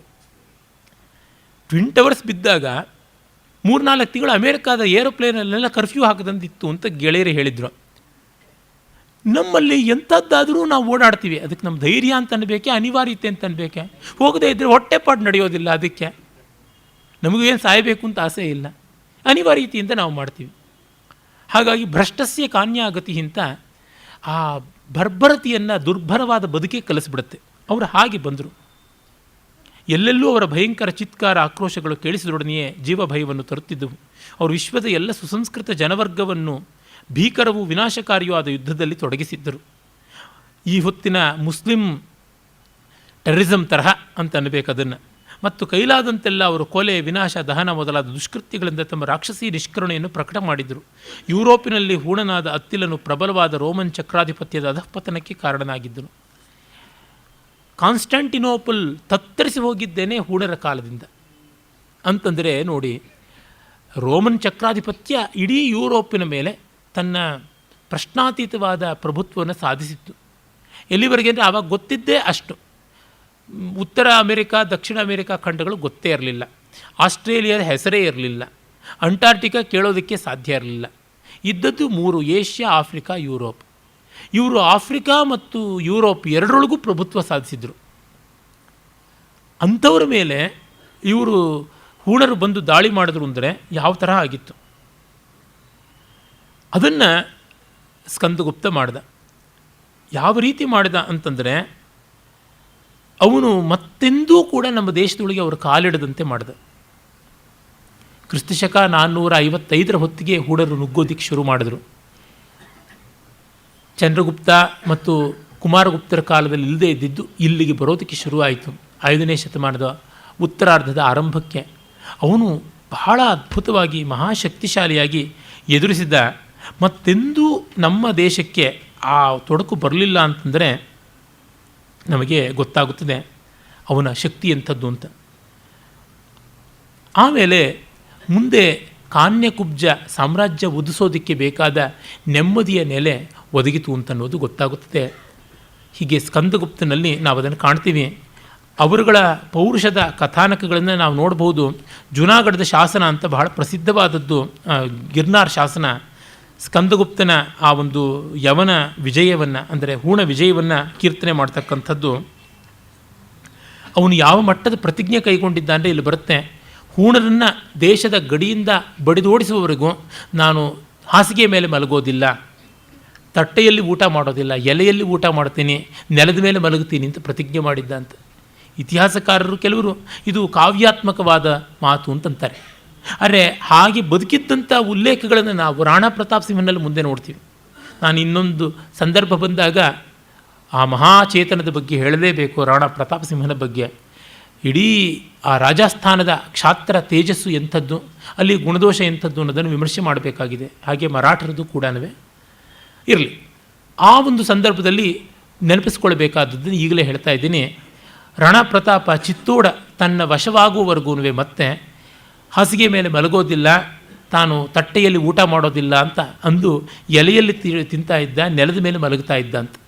ನಮ್ಮ ಕಾವ್ಯಗಳಲ್ಲಿ ಕೂಡ ಬರ್ತಿದೆ, ಭೂಶಯನ ಮಾಡ್ತಾ ಇದ್ರು ಅನ್ನುವಂಥದ್ದು. ರಾಮನಂತವನು ಸಮುದ್ರವನ್ನು ಒಲಿಸ್ಕೊಳ್ಳೋದಕ್ಕೆ ದರ್ಭಶಯನ ಮಾಡಿದ್ದು ಗೊತ್ತೇ ಇದೆ. ಹೀಗಾಗಿ ಇದೇನು ಅತಿಶಯವಲ್ಲ, ಮಾಡ್ತಾ ಇದ್ದಿರಬೇಕು. ಅಂದರೆ ಕಮಿಟ್ಮೆಂಟ್ ಹೇಗಿತ್ತು ಅಂತ. ಯಾಕೆ ಲಾಲ್ ಬಹದ್ದೂರ್ ಶಾಸ್ತ್ರಿ ದೇಶಕ್ಕಾಗಿ ಒಂದು ಹೊತ್ತು ಊಟ ಬಿಟ್ಟಿದ್ರಲ್ಲ, ಆಗ ಅವರ ಕರೆಯನ್ನು ಕೇಳಿ ಎಷ್ಟೋ ಜನ ವಾರಕ್ಕೊಂದು ಊಟವನ್ನು ಬಿಡ್ತಾಯಿದ್ರು. ಭಾರತ ಆಹಾರದಲ್ಲಿ ಸ್ವಾಯತ್ತೆಯನ್ನು ಪಡ್ಕೊಳ್ಳೋವರೆಗೂ ಅದೇ ರೀತಿ ನಡೆದಂಥವ್ರು ಕೆಲವರಿದ್ದಾರೆ. ವಾಜಪೇಯಿ ಕಾಲದಲ್ಲಿ ಆಹಾರ ಸ್ವಾಯತ್ತೆ ಪಡ್ಕೊಂಡಿದ್ದು, ಅಲ್ಲಿವರೆಗೂ ಭಾರತಕ್ಕೆ ಆಹಾರ ಸ್ವಾಯತ್ತೆ ಬರಲಿಲ್ಲ. ಆಗ ಆ ಉಪವಾಸನ ಮುರಿದವರು ಇದ್ದಾರೆ ಅಂತ ಕೂಡ ಪತ್ರಿಕೆಗಳಲ್ಲಿ ನಾನು ಓದಿದ ನೆನಪುಂಟು. ಹೀಗೆ ತುಂಬ ದೊಡ್ಡ ಶ್ರಮವನ್ನು ವಹಿಸಿ ಅಂಥ ಬರ್ಬರರ ಜೊತೆಗೆ ಎದುರಾಳಿಯಾಗಿ ಯುದ್ಧ ಮಾಡಿದ. ಇದನ್ನು ಬರ್ಬರರ ಜೊತೆಗೆ ಅಂತ ಮತ್ತೆ ಯಾತಕ್ಕೆ ಹೇಳ್ತಾ ಇದ್ದೀನಿ ಅಂತಂದರೆ, ರೋಮನರ ಬರ್ಬರತೆ ಯಾವ ರೀತಿಯಿಂದಲೂ ಕಡಿಮೆ ಇರಲಿಲ್ಲ, ಟರ್ಕರ ಬರ್ಬರತೆ ಕೂಡ ಕಡಿಮೆ ಇರಲಿಲ್ಲ. ಅವರಿಗೂ ತಾಳ್ಕೊಳ್ಳೋಕ್ಕೆ ಆದದ್ದಾಗಿತ್ತು. ಈ ಹೂಣರು ಮಂಗೋಲರು ಎಷ್ಟು ಕಠೋರಿಗಳು, ಕ್ರೂರಿಗಳು ಅಂತಂದರೆ, ಇಸ್ಲಾಮನ್ನು ಪೂರ್ತಿ ಅವರು ನಾಶ ಮಾಡೋದಕ್ಕೆ ಸಿದ್ಧರಾಗಿಬಿಟ್ಟಿದ್ರು. ಅರಬರು ಪೂರ್ತಿ ಅವರಿಂದ ನಾಮಾವಶಿಷ್ಟರಾಗೋದಲ್ಲಿದ್ದರು. ಆದರೆ ನೋಡಿ, ಅವ್ರನ್ನ ಕನ್ವರ್ಟ್ ಮಾಡಿಸ್ಬಿಟ್ರು. ಅಲ್ಲಿಗೆ ಮುಗೀತಲ್ಲ ಕಥೆ. ಅಷ್ಟು ಜನ ಬಂದು ಲ್ಯಾಂಡ್ ಸ್ಲೈಡ್ ಇವ್ರ ಕಡೆಗೆ ಬಂದುಬಿಟ್ರು. ಹಿಂದೆ ಯಾವಾಗಲೂ ಪಂಜಾಬ್ನಲ್ಲಿ ಭಜನ್ ಲಾಲ್ ಪೂರ್ತಿ ಗೌರ್ಮೆಂಟೇ ಬೋರ್ಡ್ ಬದಲಾಯಿಸಿಬಿಡ್ತು. ಲ್ಯಾಂಡ್ ಸ್ಲೈಡ್ ಭಜನೆ ಮಾಡಿಕೊಂಡು ಕಾಂಗ್ರೆಸ್ ಕಡೆಗೆ ಬಂದುಬಿಟ್ಟ ಮೇಲೆ ಏನು ಉಳಿಯುತ್ತೆ? ಮುಖ್ಯಮಂತ್ರಿಯೇ ಪಕ್ಷಾಂತರ ಮಾಡಿಬಿಟ್ರೆ ಅದು ಪಕ್ಷಾಂತರ ಅಂತ ಕರೆಯೋದಕ್ಕೆ ಹೇಗಾಗುತ್ತೆ? ಹಾಗೆ ಮಂಗೋಲರ ಹೂಣರ ರಾಜರುಗಳೇ ಇಸ್ಲಾಮಿಗೆ ಸೇರಿಬಿಟ್ರೆ ಇಸ್ಲಾಮಿನ ಪರಾಭವ ಅಂತ ಎಲ್ಲಿ ಹೇಳೋದಕ್ಕೆ ಸಾಧ್ಯ? ಇಸ್ಲಾಮಿನ ವಿಜಯ. ಅವರೆಲ್ಲ ಗೆದ್ದಿದ್ದೆಲ್ಲ ಇಸ್ಲಾಮಿಂದೇ ಆಗಿಬಿಡ್ತು. ಈ ಥರ ಆಯಿತು. ಅಂಥವರು ಇಸ್ಲಾಮನ್ನು ನಡಗಿಸಿದ್ರು ಅಂದರೆ ಇನ್ನೇನು ಹೇಳಬೇಕಾಗಿಲ್ಲ. ಕ್ರೌರ್ಯದಲ್ಲಿ ಅವರನ್ನು ತಾನು ಹಿಮ್ಮೆಟ್ಟಿಸಬಲ್ಲವನಾಗಿದ್ದ. ಅದು ಮತ್ತೆಂದೂ ಭಾರತಕ್ಕೆ ಬರದಂತೆ. ಇವೆಲ್ಲ ನಾವು ಗಮನಿಸಬೇಕು. ಅಂದರೆ ಇವನ ಶಕ್ತಿ ಹೇಗಿದ್ದಿರಬೇಕು ಅಂತ. ಇದನ್ನು ಇಂದು ಮಾತ್ರವಲ್ಲ, ಮುಸ್ಲಿಮರ ಆಕ್ರಮಣದ ಕಾಲದಲ್ಲಿ ಪೃಥ್ವಿರಾಜ್ ಚೌಹಾಣ, ಜಯಚಂದ್ರ ಮೊದಲಾದವರೆಲ್ಲ ಮರೆತಿದ್ದು, ರಜಪೂತರ ಮರೆತಿದ್ದು ತುಂಬ ದೊಡ್ಡ ದುರಂತ ಆಯಿತು. ಯಾಕೆ ಅಂದರೆ ಆಗ ಅನ್ಅಲಾಯ್ಡ್ ಆದಂಥ ರಾಜನೀತಿ ಇತ್ತು. ಅದು ಮತ ಕೇಂದ್ರಿತವಲ್ಲದೆ ಧರ್ಮ ಕೇಂದ್ರಿತವಾಗಿತ್ತು. ಶೈವ, ವೈಷ್ಣವ, ದ್ವೈತ, ಅದ್ವೈತ ಹೀಗೆ ಸೀಳಿಕೊಳ್ಳದೆ ಏಕದೀಕ್ಷೆಯ ಒಂದು ಕ್ಷಾತ್ರ ತೇಜಸ್ಸು ವೈದಿಕವಾದದ್ದಾಗಿತ್ತು. ಈ ಕಾರಣದಿಂದ ಅಲ್ಲಿಗೆ ಬಂದದ್ದಾಗಿತ್ತು ಆ ವಿಜಯ. ಅವುಗಳ ವಿವರವನ್ನು ಇತಿಹಾಸದಲ್ಲಿ ಈಗಲೂ ನೋಡಬಹುದು. ನಾಳೆ ದಿವಸ ದಕ್ಷಿಣ ಭಾರತದ ಕೆಲವು ಪ್ರಮುಖ ಕ್ಷಾತ್ರ ಪರಂಪರೆಯ ಮಾದರಿಗಳನ್ನು, ಕನೌಜ್ ಸಾಮ್ರಾಜ್ಯದ ಕೆಲವೊಂದು ಏರುಪೇರುಗಳ ಗುಣವಿಶೇಷ ದೋಷಗಳನ್ನು ನೋಡೋಣ. ನಮಸ್ಕಾರ.